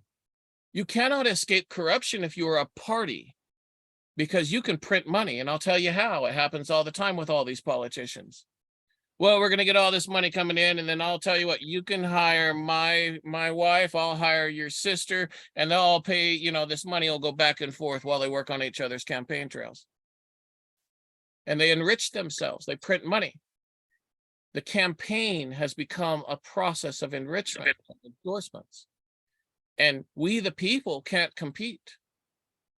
And so in closing, what we as an organization, as we individuals set out to do, is to break the mold, to think differently, to turn our hearts and to the divine creator and say, we must go back to our roots.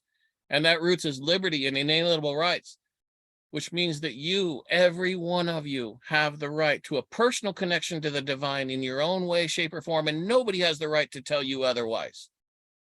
And when you achieve it, that connection with the divine Father, the great creator, however you perceive it, and it speaks to you and it says, turn left, turn left. Buy peanut butter, buy peanut butter. Give it to a homeless, give it, and then walk away and be humble. And understand the butterfly effect is real. You flap your wings on one side of the universe, and across the world, a great tsunami of wind goes forth. Now, I started this publication almost 3 years ago for just this tiny county. I'm a disabled veteran on a very fixed income. Take them to the website of the pamphlet. Do you want the website or the pamphlet? Let's go start at the pamphlet. And what we did is we decided to use original sources and print on a nice high quality 24-pound paper. We put out donation boxes and we decided to do it. I spend about $200 or $300 of my own money on this every month, but donations paid for ink, paper, a new copy machine everywhere along the way. And we started in a tiny county of 5,000 people, half of it being tribal. And this went out to all 50 states and 62 countries. And all we do is tell the stories of great people of the past. We try and highlight their good qualities. And we highlight some people that you might not know. And we highlight some bad qualities too, because it's the quality of the populations. You know what? A lot of people who lived back then, if your wagon broke down in front of their property, you could rest assured they'd put you up for the night. That doesn't happen anymore in this country.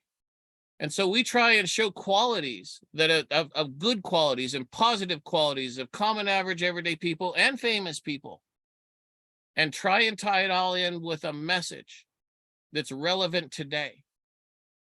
You might not know it, but the English controlled everything. The pig iron went over to Europe and was turned into nails and sent back. The wood was chopped down and sent over there and sent back as rocking chairs. The boats were full both ways. You were only allowed to buy from certain places and certain things. This was how our country started. There was a tax on everything, on every paper, every playing card, even dice, everything. Even a skin, if you took a leather skin and put a marriage certificate on it, you had to pay a tax. That was the carbon tax of the day. Did it fix anything? No. What it did is impoverish the people. So what we need to do is empower people, liberate them from taxes and oppression and government and institutional madness, and teach them to embrace themselves locally and build up good, positive communities and figure out what they have in common. Because let's face it, in the 13 colonies, they couldn't stand each other. Let's finish up. Anyway, let me finish up. I've taken enough time, but I started this and I had no idea something like this had happened. And I'm going to finish up with what my 5-year-old son just wrote. Now, keep in mind, he's 5. He's doing pretty darn good. And if I had waited and did everything else and turned him over to the system, he'd just maybe be learning ABCs right now. So in his own words, be good unto us and be good unto others. We're the best family. Stay here forever if you want to. Now, me and my family, we're kind of we deal in a little bit of hospitality. We look, come on over anytime. We'll feed you. We'll never leave hungry. You know, we're just kind of that way, and we teach that to our children. But here's my interpretation of that. Perhaps, my friends, we are all one family. And if we are good, we can stay here forever. Let us work together towards peace and understanding. If my 5-year-old can figure that out, I pray we can too. Thank you for your time. Beautiful, beautiful. Thank you, 3. And this is a wonderful segue. We'll have time afterwards for questions, but I do want to get us through this evening. So you've given a wonderful segue, particularly in referring to one tribal nation, to Patricio, who's with us from Albuquerque, and who has a remarkable vision about a one tribal nation that has many, many challenges, but many, many possibilities. So Patricio, welcome. And again, Leslie and Lonnie and your dear son, thank you very much. You're welcome. Thank you. Patricio. Good evening, everyone. My name is Patricio Dominguez. I belong to the Piro-Manso-Tewa tribe in New Mexico. I'm also one of the organizers of the One People Tribal Nation. And One People Tribal Nation was organized because it was needed to be organized. There is a reaching out in the people that we've met along the way that say that they really feel that there is no sense of community. There is no sense of unity, and they don't have a sense of belonging.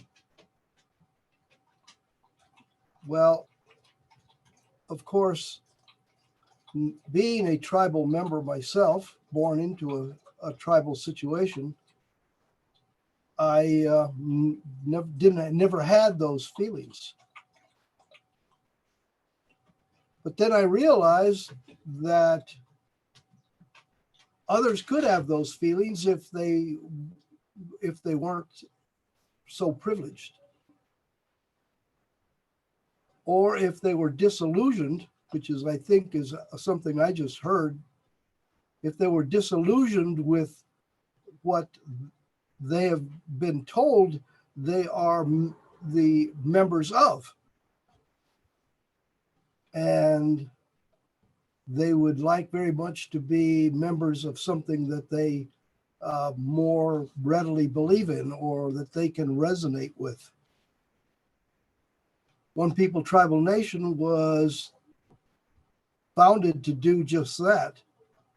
It was to give the untribed people who didn't feel they belonged to anything they could be proud of, something that they could belong to and be proud of.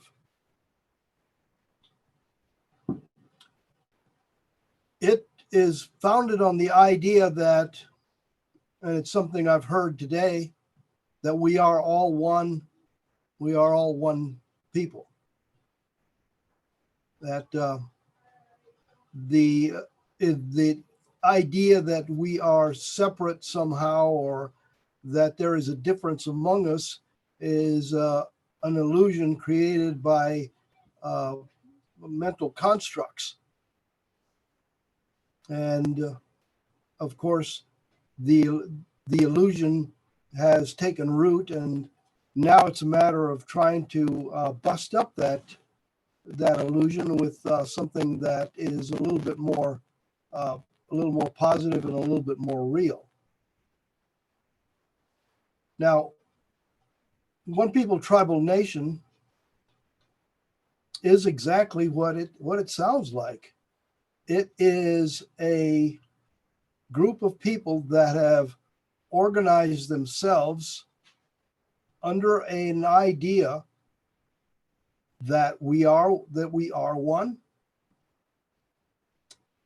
One People Tribal Nations accepts membership from any race, color, creed, former religion, former political position, or whatever,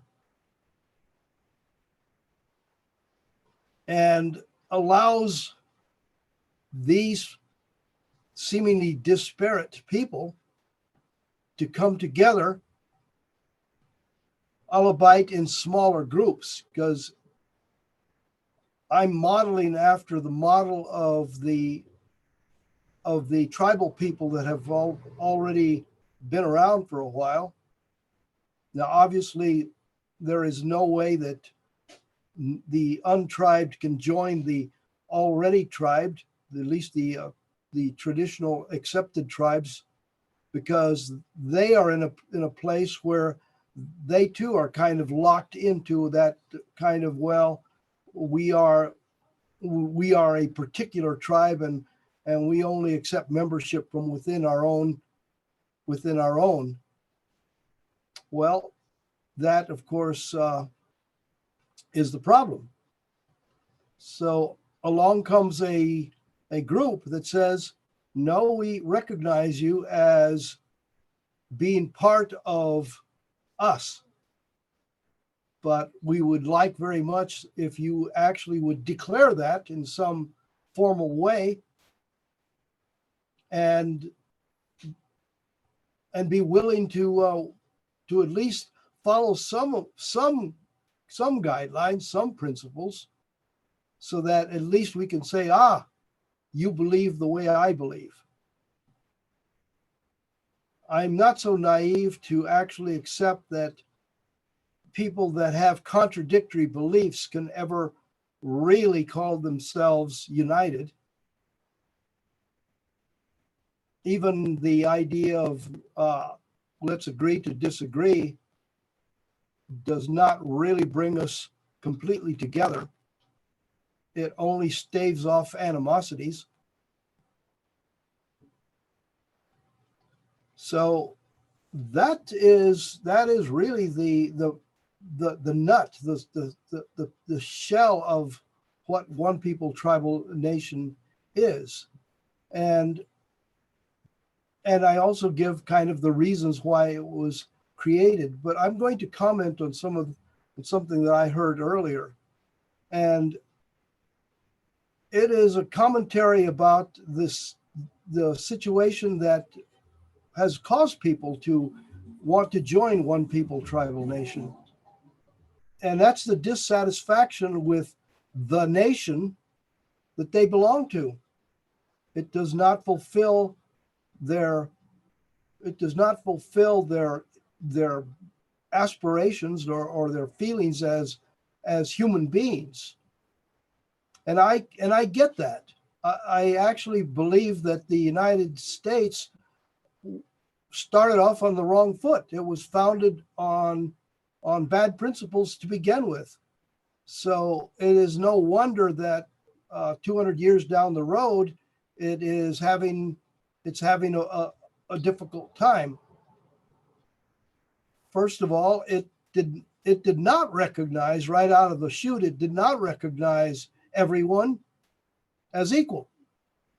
And that was a problem, and will be a problem for anyone who tries to put or bring order to the human race, because as humans we are all equal, and that's why we call it one people, a one people nation, because the United States was formed on the principle of the United States instead of the United People.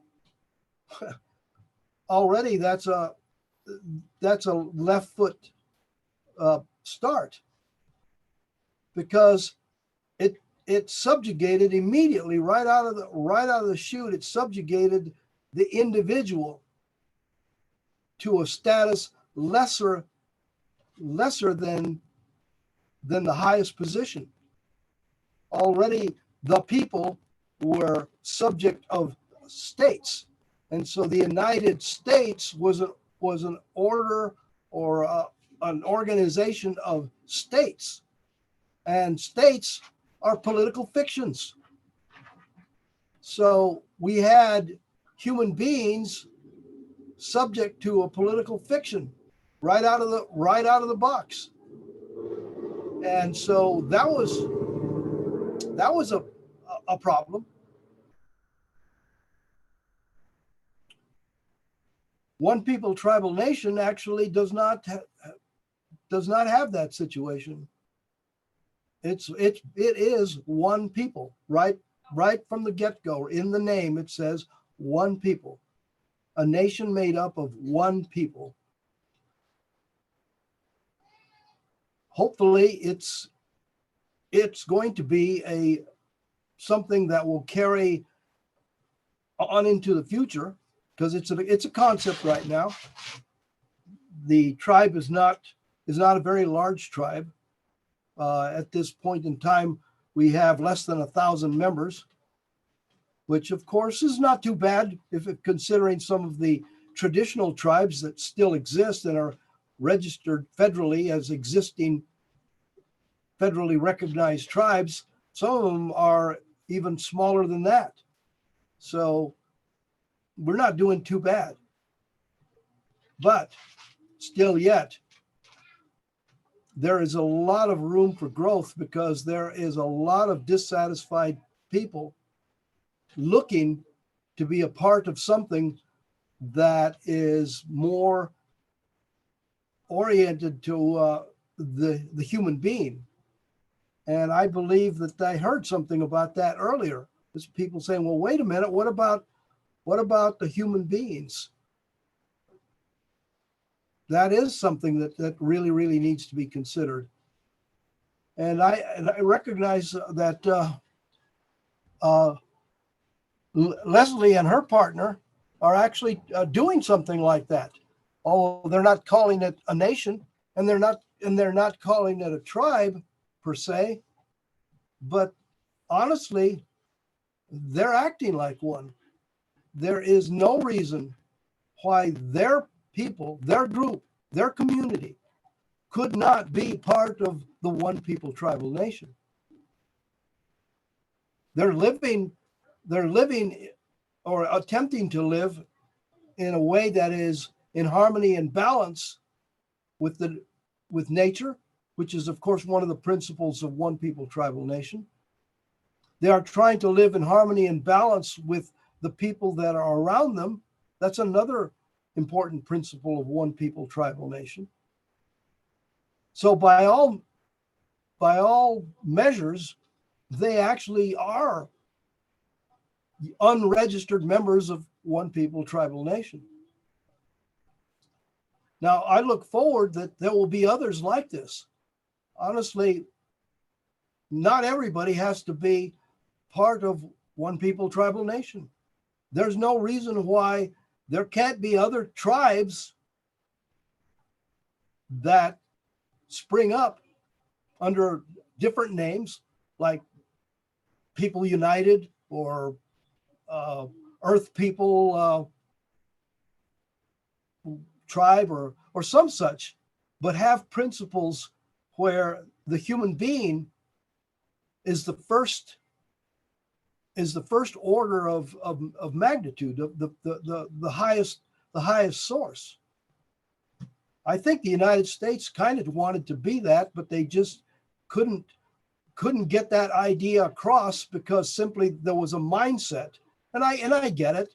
I mean, let's face it, these were people that just got off the boat and had just come off of a mindset where there was a ruler, a sovereign ruler that held sway over everything, and they couldn't quite escape that mindset. So the idea of the people being in charge, even though they really, really wanted it to be that, was not really a doable thing for them. They had issues even looking beyond their own training, and I get that. Native people, of course, weren't burdened with that situation. We actually came, you might say, right out of the ground. We started out as little tiny family groups that grew into extended family groups, and then eventually into clan groups. And so we didn't really have that idea of, oh, there is a benevolent or less than benevolent authority that is got a higher status. In fact, actually, the reason there's so darn many tribes in the Americas is simply because when some little group got a little too heavy-handed, or one individual got a little too enamored of themselves and thought that they were above, the group split and broke up into a smaller group where the identity of the individual could once again be recognized. And it worked. It worked for a really, really long time until this other concept showed up.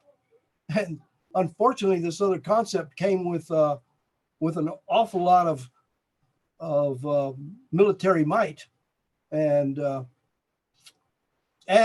germ warfare and and that actually put a real damper on our ability to disseminate our own ideas of working together, and the people being the principal members of any organization, and should have the highest position. In all honesty, I suppose a democracy would have been better than a republic in terms of recognizing the individual. Of course, a democracy made up of 300 million people is an absurdity.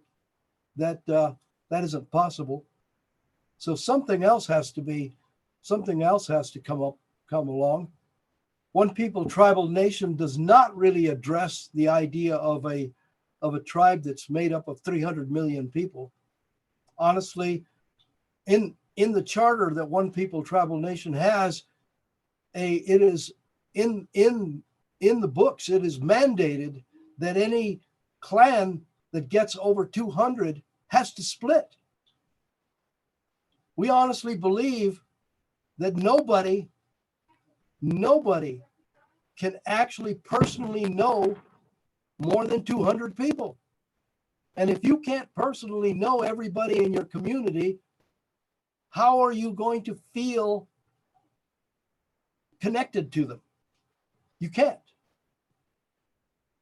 So that is another one of the principles of a one people tribal nation.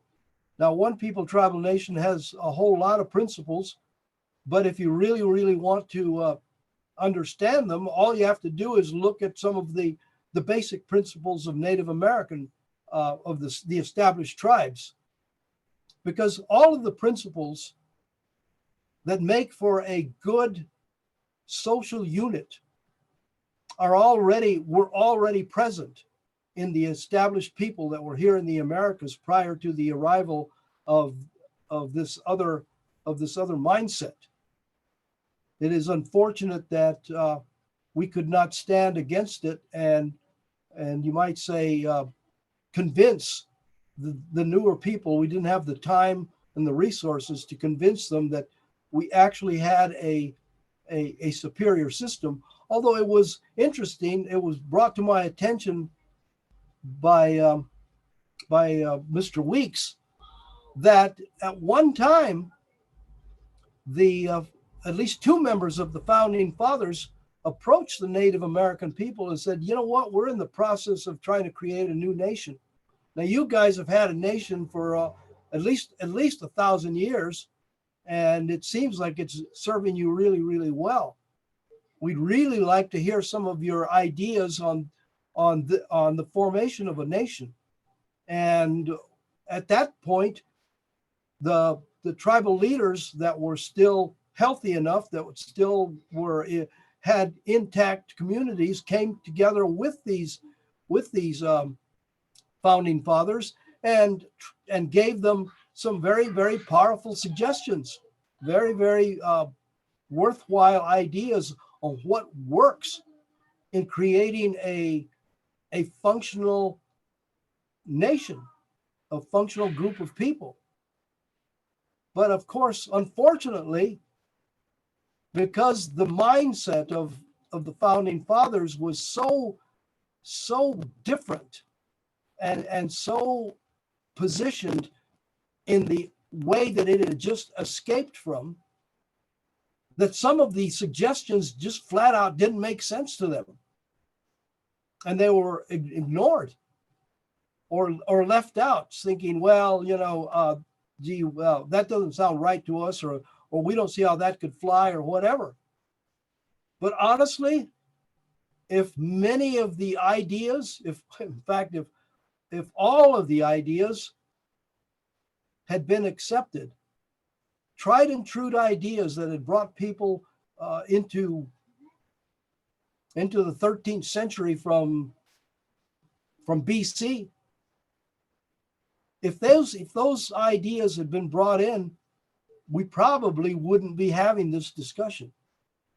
The idea that we need a better system of government, or we have to make improvements to the system that we've got, would not be an issue. We would have something that would be an enduring system. because there was one that had endured at least a millennium and maybe longer, because, well, all the mistakes had been made. Unfortunately, like I said, the mindset of the founders was not in a position to accept them, because they just did not seem feasible to them. And I get it.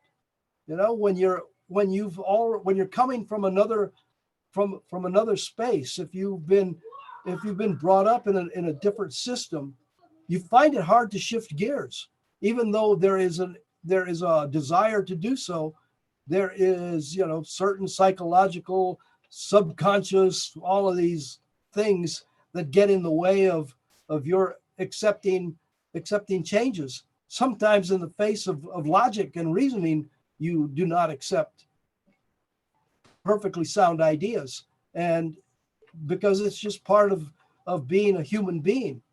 It's endemic. It's part of the DNA.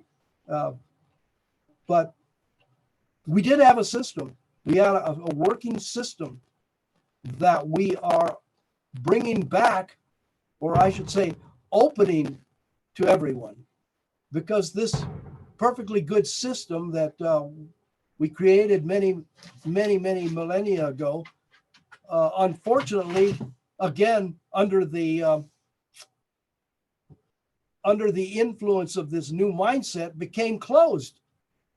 Because at one time, the traditional tribes were a lot like One People Tribal Nation is today. They accepted membership from anybody who just happened to show up at their doorstep and said, you know what, we're lost. We lost our tribe, or we're having trouble living within our tribe. Gee, can we join you? And it's like, okay, here's the thing, you know, find yourself a nice cozy spot. Try not to get in the way of our way of life. Learn it, and you're in. And you can call yourself a whatever, you know, a Cherokee, Mohawk, whatever, because we don't care where you came from. You're now one of us.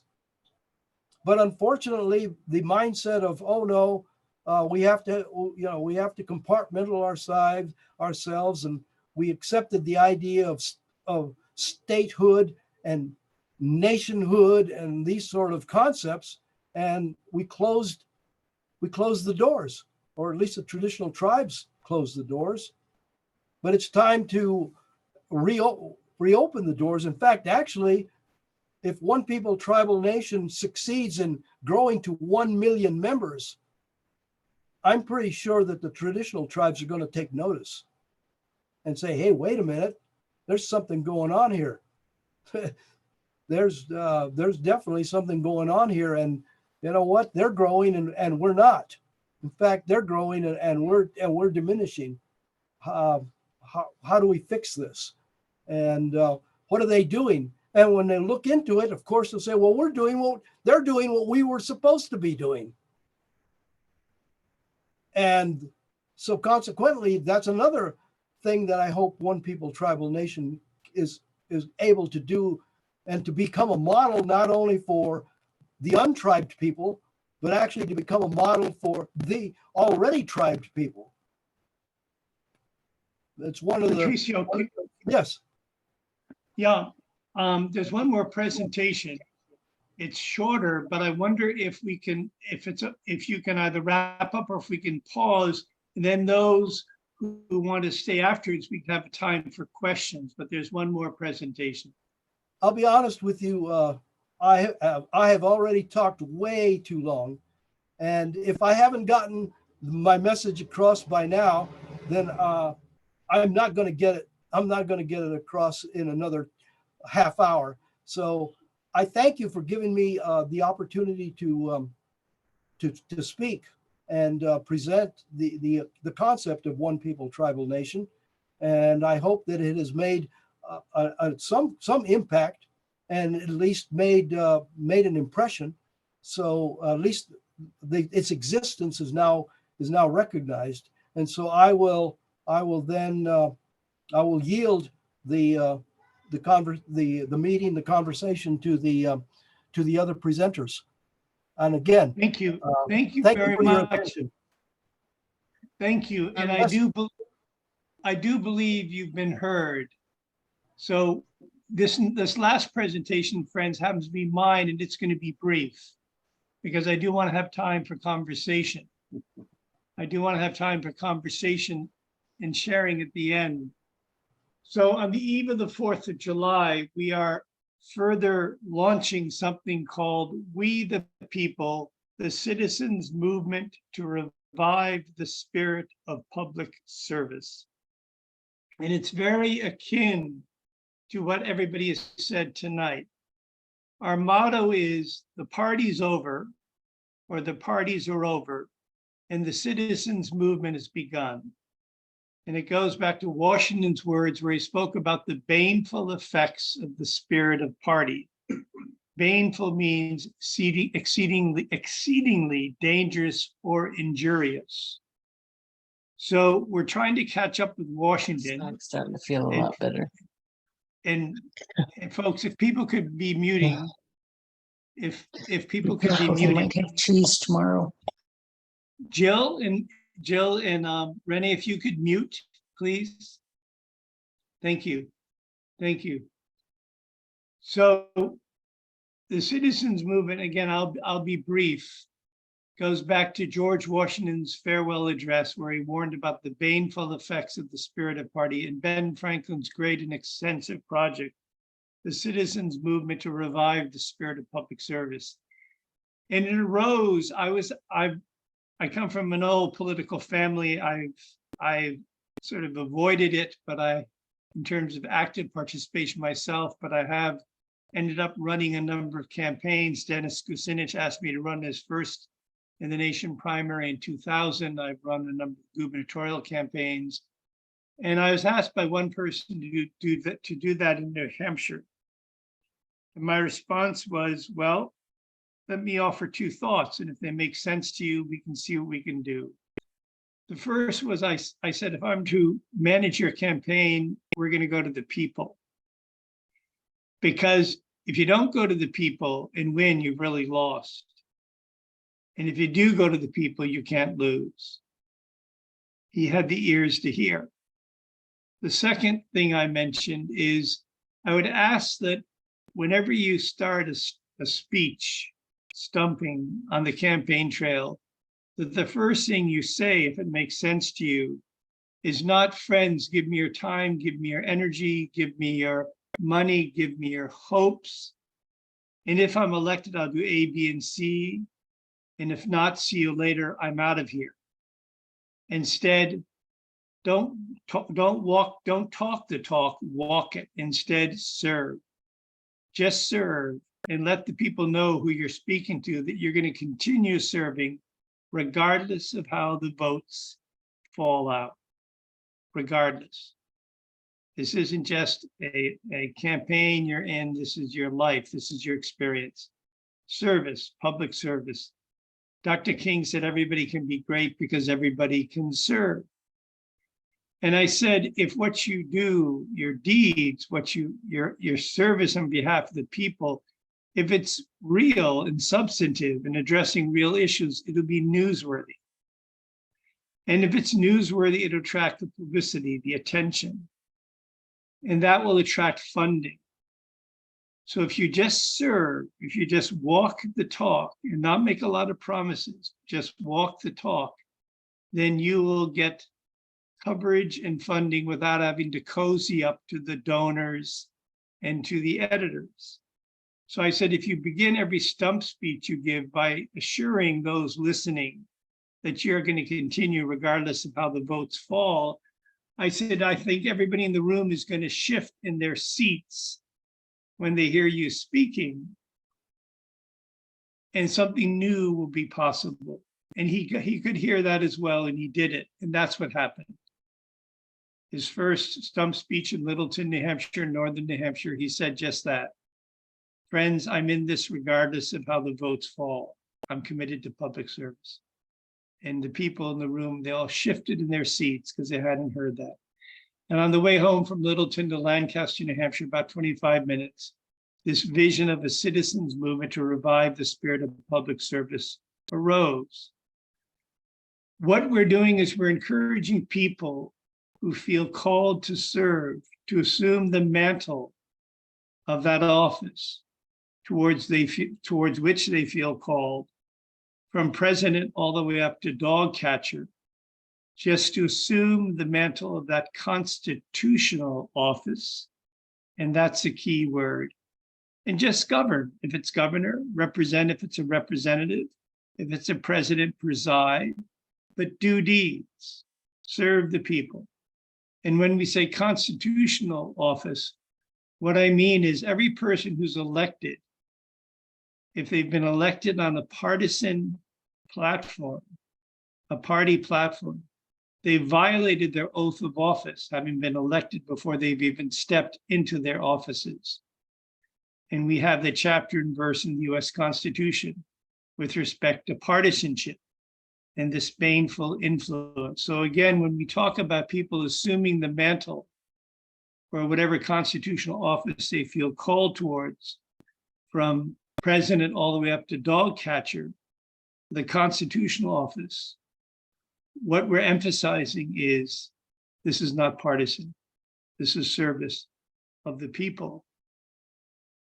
Well, I want to take the last couple of minutes to read to you something from our work. And then I'm going to give 5 instances of how it's unfolding. I myself, friends, have assumed the office of constitutional president of the United States for America as nothing more than a placeholder or standard bearer.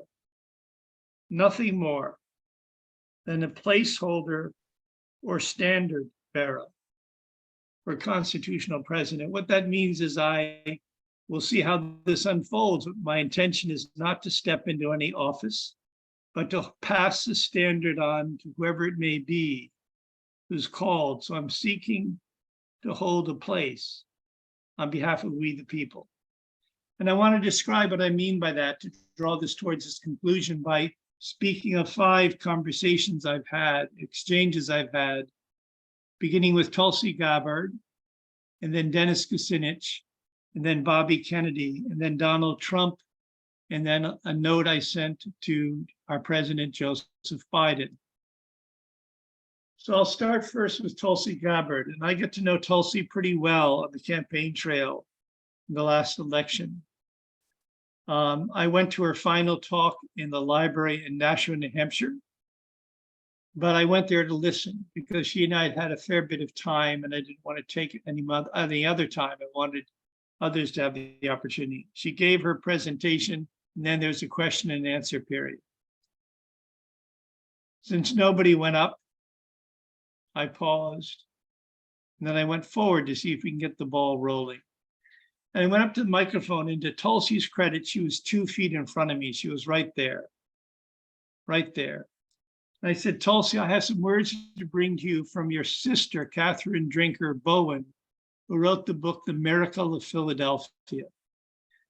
And Catherine Drinker Bowen said, if we, the people, should ever become an entity, a corporate being, like a fellowship, like the Sons and Daughters of Liberty. Catherine Drinker Bowen said, if we, the people, should ever become an entity, a corporate being, imagine what power that incorporation may one day represent. Tulsi was right in front of me, looking in my eyes, eye into her eyes. And I said, Tulsi, governors govern, representatives represent, presidents preside. That's exactly what Washington did as a president of the Constitutional Convention for 5 long months. He sat there and he presided with a dove on his shoulder and he listened. He listened. He listened to the people. And I said, Tulsi, if there's any candidate, I believe, who can hear those words, it's you. And I looked her in the eyes and I said, listen to the people. And then I turned abruptly. She nodded. She got, I turned abruptly and I left, purposely so, to leave those words in the air. And when I turned, the auditorium broke up into applause, not for me, but for these words: listen to the people. The second was with Dennis Kucinich. I listened to him in 2000 when he was introduced with about 10 other candidates for his bid for president. And he proceeded, well, actually he was thrown a curveball before he began, since he was in the second tier and so not as honored as Bill Bradley and John Kerry. The host threw him a curveball, and the curveball was, Congressman Kucinich, we hear that when you were the boy mayor of Cleveland, you bankrupted the city. So Dennis, who with his aides had prepared this 4 minutes, his chance to speak to the nation, he was on the defensive. He had to deal with this curveball. And he did in typical Kucinich fashion. He spoke with speed and power and energy and force. And the next morning at breakfast, I said, Dennis, imagine if you'd responded this way. Why do you say that? I think it was Ted Koppel. Why do you say that, Ted? That is, when we heard when you're the boy mayor of Cleveland, you bankrupted the city. Why do you say that, Ted? Pause. Do you know the facts? Pause. Are you interested in the truth? Pause. I said, Dennis, I think if you had said that, instead of filling powerfully the whole 4 minutes with so many words of who could remember, I think every person in the audience, once again, would have shifted in their seats watching television. Because whether they knew or not, whether you had bankrupted Cleveland or not, they would have known something more important.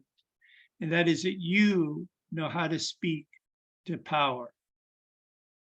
You know how to speak to power. Why do you say that, Ted? Pause. Do you know the facts? Pause. Are you interested in the truth? Moving on. I was invited, I don't know how, to a small meeting with President-to-be Trump. And I was asked to prepare a question. And I went up to him after his talk and I said, Donald, what would be the toughest thing for you if you were elected president? And he looked at me, we were looking right in each other's eyes, and he said, it would be having to let people go. And I was moved, because who knows if the most despicable things that the most despicable scoundrel has done are not at the same time that person's efforts not to act even worse, their best efforts not to act even worse. I put my hands on his heart and I said, Donald, you have a good heart. And he said, my mother gave me a good heart. I put my hands on his heart. And I later wrote to him and I said, Donald, enough of this, America is great, America is the greatest, America has to be the greatest. De Tocqueville said, America is great because America is good. And if America ever ceases to be good, she'll cease to be great. So that was the third instance of how I was holding or seeking to hold the space for the people. The first with Tulsi, the second with Dennis, the third with Donald Trump. Holding a space for the people, like Washington sitting there silently with the dove on his shoulder, holding a space for the people. The fourth is very quick. Bobby Kennedy, I was there at his announcement. He and I worked together over the years. Bobby at one point said, when I'm elected president, and I texted him, I said, good God, Bobby, good God, do you have a crystal ball? Are you going to second guess the good Lord? And I have a great respect for Bobby. I support him. I admire him very much. But I said, should it not be when God and the people willing, I'm elected president? Not this politics as usual when I'm elected president. And lastly, to Joe Biden, I watched Trevor Noah at the journalists' dinner address President Biden and the seemingly distinguished staff. And his comments were, as a comedian, were sharp, were biting, were even accusatory. And I wrote President Biden, and I said I was impressed how he was able to laugh at himself. And I think sincerely that he was able to hear these words. Again, are we sure that the worst actions of the worst scoundrel aren't at the same time that person's best efforts not to act even worse? And I said, humor can be a saving grace and an amazing grace. So friends, I'm going to finish by just reading a few paragraphs from the Citizens Movement to Revive the Spirit of Public Service. And I encourage each of you to consider, if not yourself, stepping forward and assuming the mantle for whatever office you may feel called, or if you know others, to do the same, without expectation, without hoopla, just serving. And if your work is real and is serving the people, it'll be newsworthy, it'll get publicity, it'll attract funds on your terms without cozying up to any donors. All you have to do is serve. And as Dr. King said, everybody can be great because everybody can serve. So I'm going to conclude in 1 minute with an overview. The Citizens Movement is not a party, partisan, divisive. Rather, every fellow citizen of goodwill who is committed to public service is, in our eyes, an honorary member of the Citizens Movement. We want no endorsements, no politics as usual, because we know that every citizen of goodwill is an honorary member, wants to revive the spirit of public service. Secondly, it's not a campaign with candidates, but a celebration with celebrants, whose focus is first and foremost on our responsibilities, which give our rights their ultimate right and purpose. Otherwise expressed, we're not concerned about winning because we can't lose, as long as we give it our best. So we could care less about the votes. We could care less about winning, because if we're serving, we can't lose. We're not running for office or for anything. We're not in a race, rather we're walking the talk. The assuming of the mantle spoken of is as a flag or standard bearer and a placeholder for such constitutional offices on behalf of we the people. It's not about me and those stepping forward. It's about we the people. We are but standard bearers and placeholders. Standard bearer, placeholder, what these terms mean is that we are bearing and endeavoring to set the standard, hold the place for the constitutional office in question. That is, looking ahead to the historic upcoming election, I and others who are stepping forward look indeed forward to the prospect of passing on at the 11th hour the standard we're bearing, the place we're holding to those destined to serve, be it a Bobby Kennedy or who knows who, if such there be. Otherwise expressed, the celebration is not about me, any of us, but about we the people. Like our predecessors as sons and daughters of liberty, we are a fellowship, a band of brothers and sisters. There's no party structure, no apparatus, no bosses, no rank and file. Rather, the people, we move with the spirit of service, servantship, as each is inspired in his or her own individual and historic conscience. Given the foregoing, we seek no endorsements nor votes, for as expressed, we consider that every fellow citizen of goodwill recognizes such a commitment to service, servantship. So what we're talking about is a write-in, write-on campaign, a write-in, write-on campaign, for having nothing to do with politics as usual, as Fuller said, Buckminster Fuller said, if the system's broken, let it be. Don't fuss with it. Just create a better system and a better mousetrap. So I'm going to pause there And let's open it up for those who can linger a bit to invite comments, feedback. We've had wonderful presentations. Arnold's unable to be with us, but he got us started, and then Leslie and Lonnie spoke, I found very movingly, and then Patricio brought us something a long time coming. We also have the Prime Minister of the American Slave Nation, an actual nation among the community of nations, the latest, as in the last will become the first, as in a slave to virtue, as in a slave to all of those things we most value. So let's open it up and invite whatever comments people may have, for as ever long as we may care to continue the conversation. Thank you very much on this July 4th Independence Day Eve. Lonnie, it looks like you may have something to say. You know, I've had a few profound thoughts over this, and I figured I might share them, particularly with my experience in the tribes. When I was young, I came to know the Pueblo people and their way, and the Ute Indians and their way. And when I was older, my stepfather, Chippewa, we used to go to the Turtle Mountain Indian Reservation for the summers, and I got experience with them there.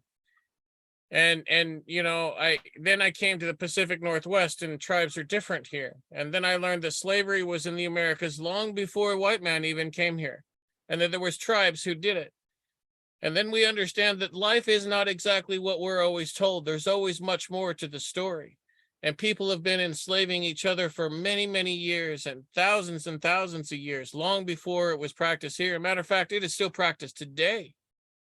And what I would hope that we can come and focus on is not one more person should be in chains today, not one woman, not one man today.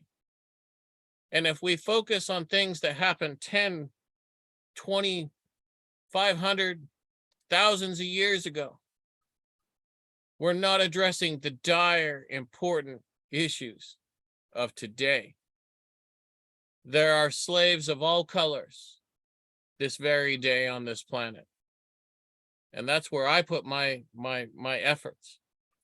And when I look to my founding fathers, I don't look at their faults. I want to look at what they've lost and what they gave up, because I'm trying to give up all that I have to fight for my nation and to give back people and freedom and liberty. And I want to read just a couple of things. It was once summarized by Paul Harvey, and I won't read the whole thing, but let us consider about these men who signed this thing. What happened to them before we demonize them? Carter Braxton of Virginia, a wealthy planter and trader, saw his ship swept from the seas to pay his debts. He lost his home and all of his properties and died in rags. Just one of the signers of the Declaration of Independence.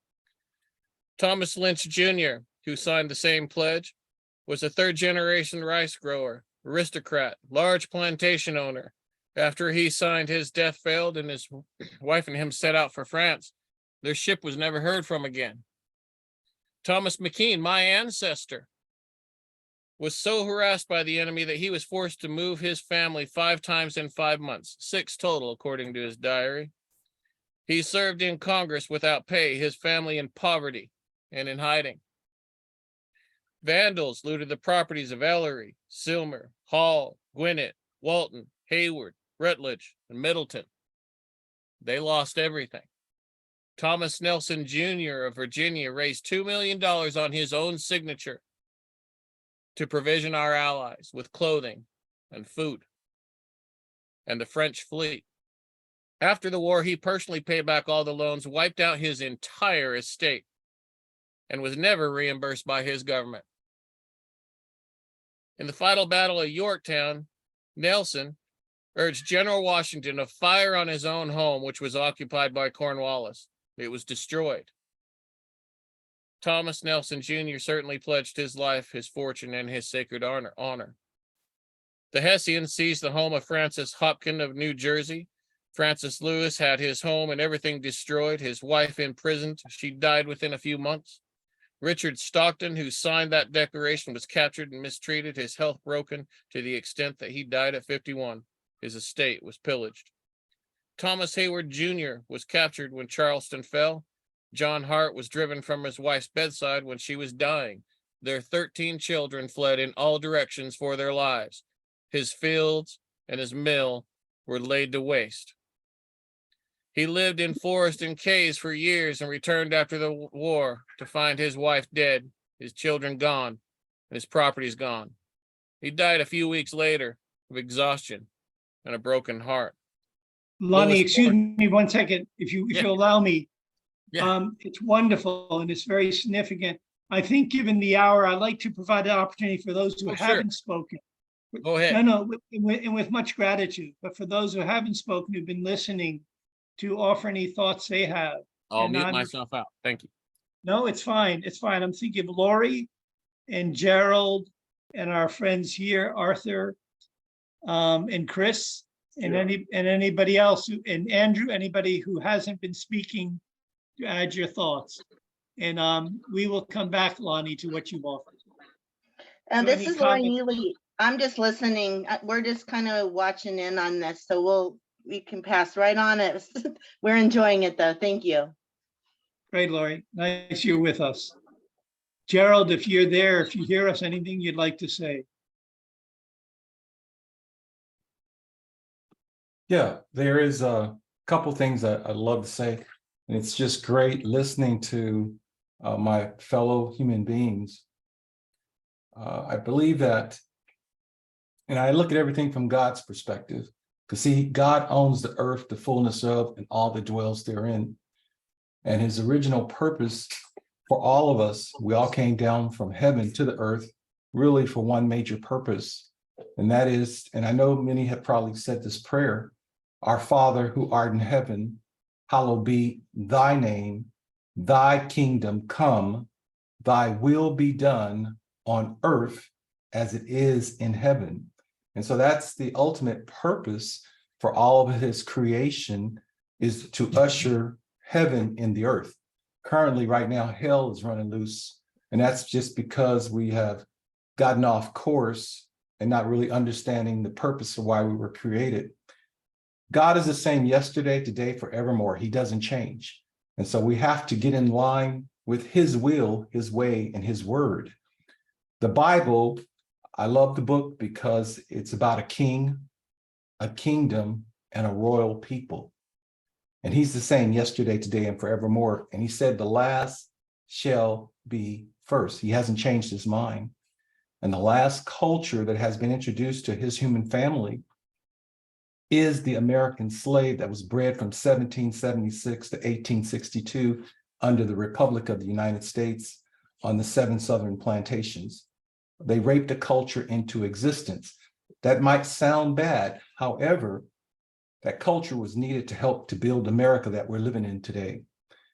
Also, too, that culture, the American slave culture, has never cursed God.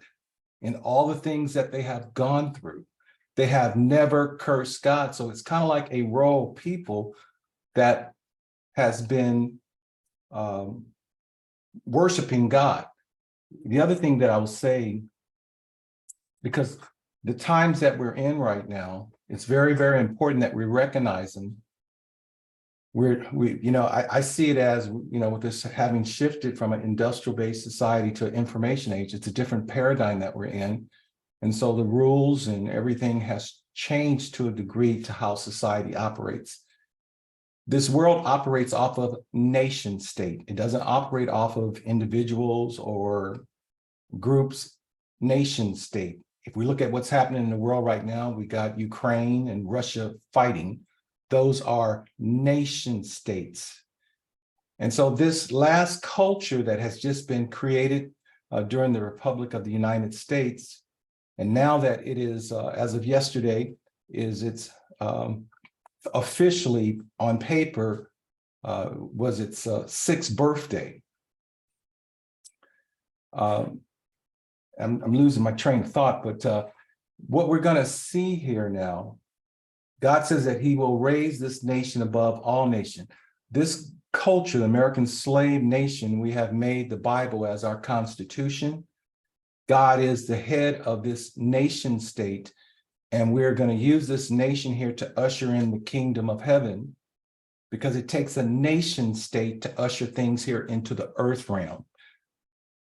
And our Constitution is centered around the Bible, because that's God's holy word. We operate off of the laws, love God with all your heart and love thy neighbor as thyself. Above that is the 10 commandments that we believe. We believe in the natural laws. We believe in the laws of nations. And we have a declaration of sovereignty that makes our nation what it is today. We did exactly what the Republic of the United States did when 56 guys came together and signed a contract among themselves. And I heard someone say they didn't honor the contract that they created because of the southern states wanted not to give up the slaves, their economic economy. And so they got off course pretty quickly in the game, and we've been off course ever since. But it's going to take a nation state that really have the heart and hunger for the word of God, that want to love people, that want to be able to operate with his principles. The kingdom is in place now. It's slowly but surely, it is growing daily. And we will see a major, not a revolution, but we will see an evolution here in America. It will come through the American slave culture. It is the last culture to be introduced to the human family. That's all I have to say for now. I'm just so honored to hear my other brothers and sisters talking about what they're doing. I'm on a mission to usher in the kingdom of heaven so that we can bring about change here in America, where unity, peace, love, harmony will have a form of the Garden of Eden here operating in the earth realm, maybe not till its fullest effect, but it will be in place here where we will love and serve one another. Last thing, I got to say this here. In the book of Matthew, chapter 20, verse 25, the disciples were having issues as relates to leadership. See, everything rises and falls on leadership. And the two brothers and their mother came to Jesus and asked him, could they sit on his left and sit on his right? And he told them, can you drink the cup that I drank? Can you be baptized with the baptism? And they said, we could. And Jesus said, you will. But to give you the leadership position, it is not mine to give. It has been reserved by the Father, which is in heaven.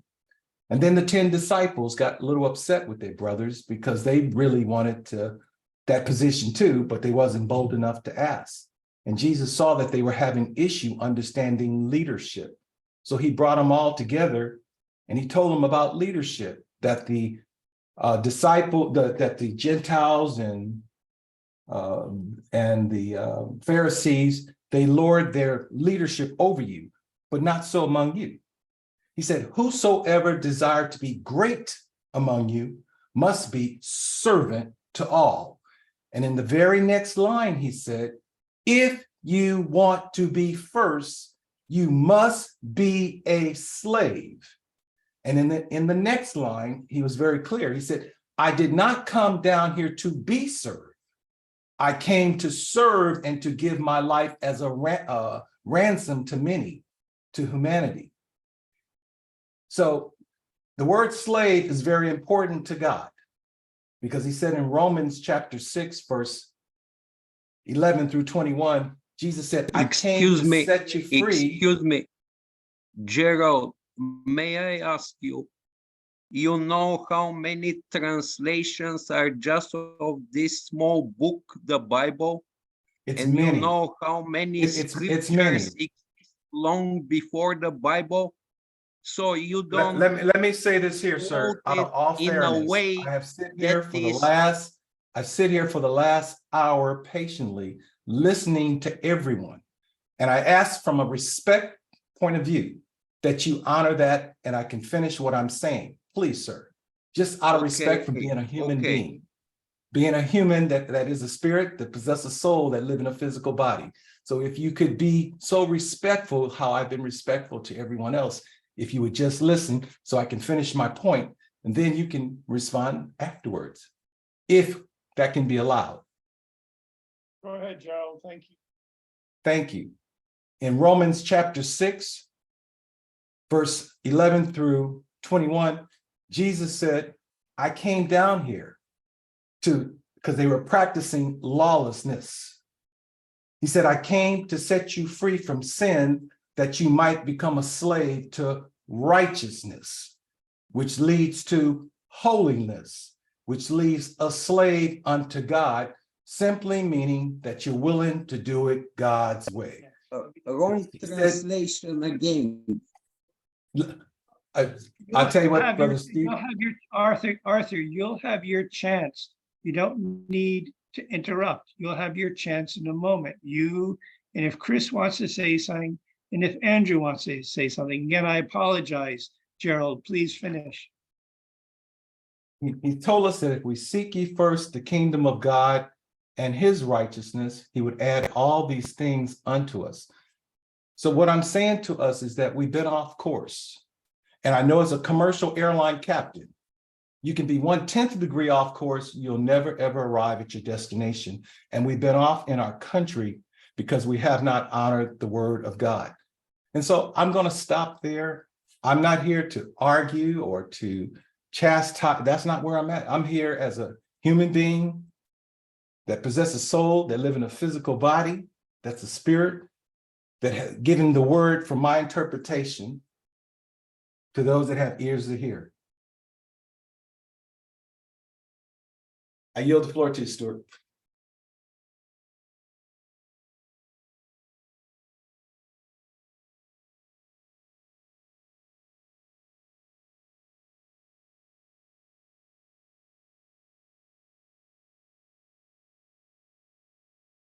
Apologies. So I guess what I was saying before, I was encouraging us to allow Gerald to finish and then saying we have 3 more.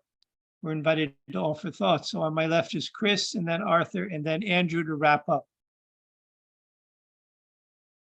Yes, I actually go by my Irish name now, Kieran, and I do with amongst friends. And I certainly am feeling that I'm in good stead along those lines with all you folks. And thank you, everybody, for your participation and the wisdom you have vouchsafed to us. It gives me a lot of hope as a human being to hear us coming around, even though we might be approaching it from different angles. We have a sense of we have to go beyond, to put it prosaically, party lines and whatnot, as we, dare I say, are moving towards a more universal orientation, which I do believe is the future of mankind. And with that, there's a lot to unpack. And I'm not going to necessarily go into unpacking that word universality, because different people may have different ways of interpreting that. But the key thing for me here, listening to all of you, is that we have a sense that we have to find a way to get out of the trap, this cosmic gerbil cage we've been on this planet, which in very many ways, I do believe it has been a prison planet, and we are about to be liberated.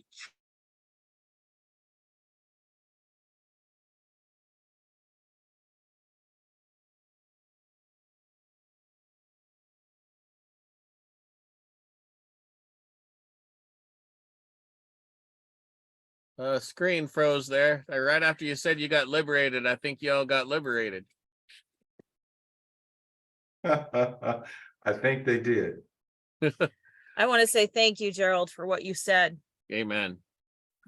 Hey, bless you.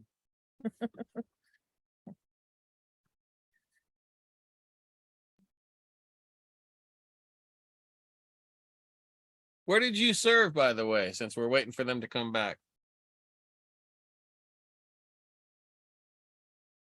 I'm sorry, sir. Where did you serve since we're waiting for them to come back? Well, I just retired from American Airlines as a captain flying the Boeing 737 jet.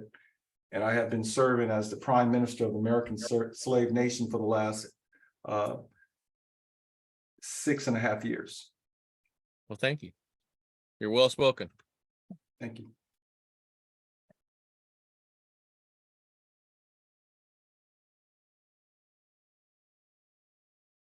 Looks like you're there, but you're all on mute right now. Until now. Can you hear now? So we want to offer our Bulgarian brother, Arthur, the opportunity to say some final words, and then Andrew, and then we'll formally close. And if anybody wants to linger, we can do so. You can see. They can hear you.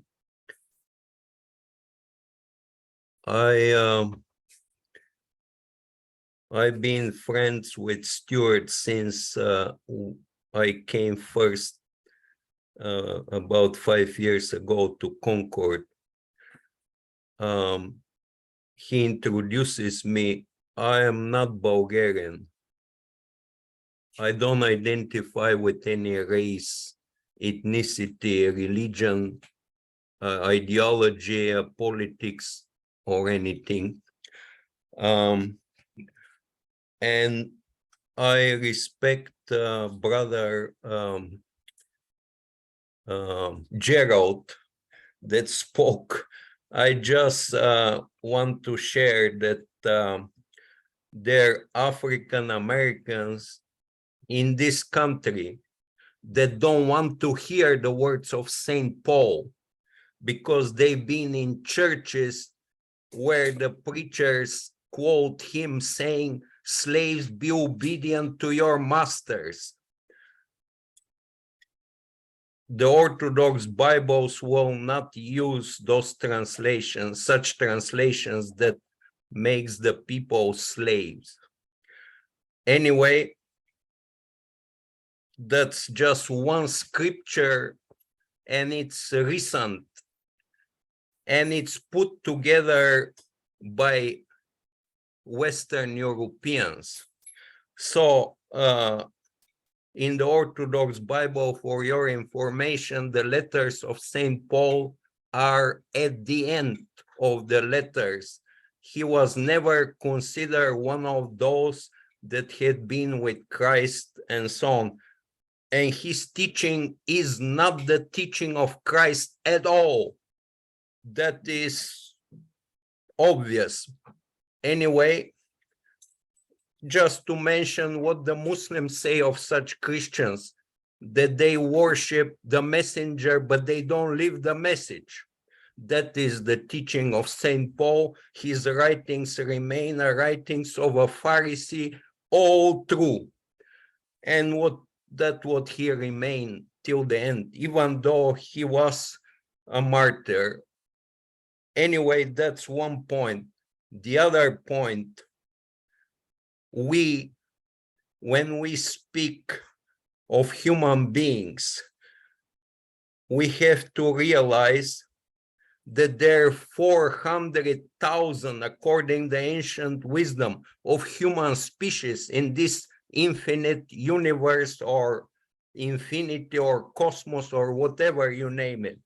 And we have been going through this species all the time.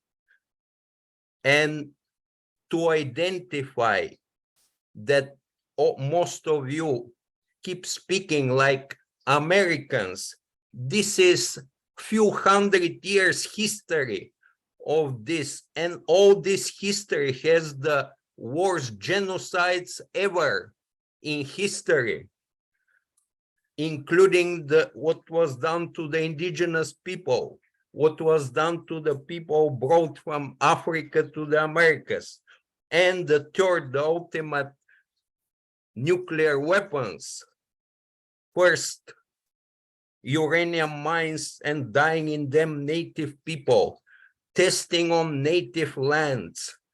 All what is now with these nuclear weapons everywhere for the whole planet, and the ultimate possible destruction of life on the planet. So when you are speaking and identifying with nation, state, whatever, US, it's the last empire, it has to go. So I walk all over the world for 30 years with the Earth flag and the world citizen flag. We are cosmic beings. all these partial identifications will keep all divisions. Stuart mentioned that I am born in this birth in Bulgaria. Bulgarians are ancient. They're not Europeans, really, in a way, come from Asia.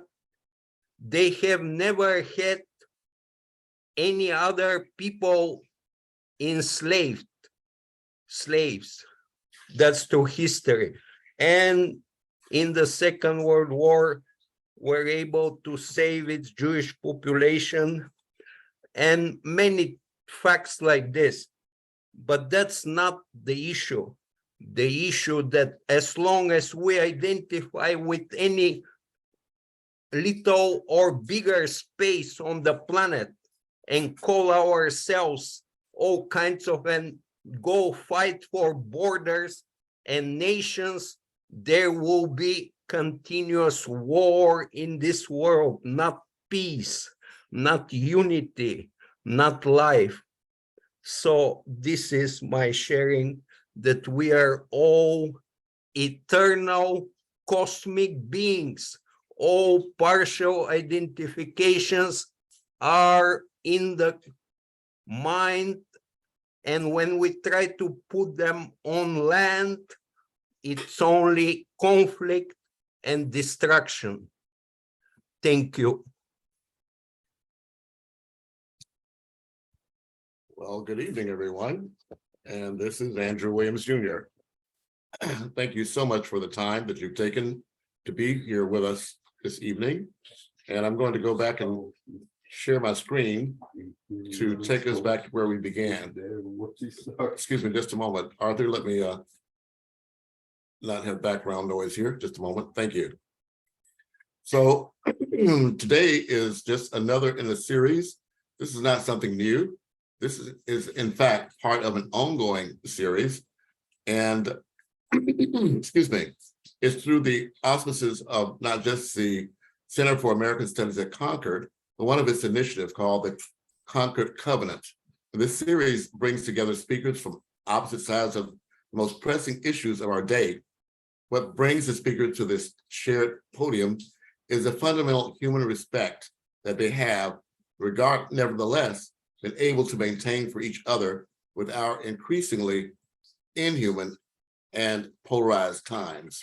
So with that, I have to extend to you my apologies, Dr. Gerald. And I do want to invite all of you to continue to share this space with us as we move forward. We will be, we're streaming this right now, and we will be making it available to all of you if you want to share it amongst your friends and your relations. So this is Andrew Williams, Jr. I'm here at the Center for American Studies at Concord. This is a collaborative edition. We'll be here both tomorrow and Thursday here with Indigenous grandmothers from Ontario, Canada, and we'll be also addressing other issues and the agenda that you all have in your emails. Stuart Sinclair Weeks, now's your time to wrap it up.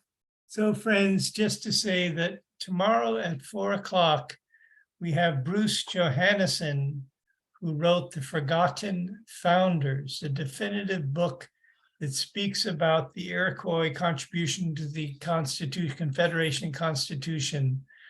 So we commend that in particular to you. If you look at the schedules you've been sent, we have more ceremonial gatherings in the morning. We commend you in particular at 4 p.m. Eastern Time, this presentation by Bruce Johannesson, author of Forgotten Founders. Otherwise, we thank you very much for a wonderful evening. Thanks again, everyone. And have a happy 4th of July.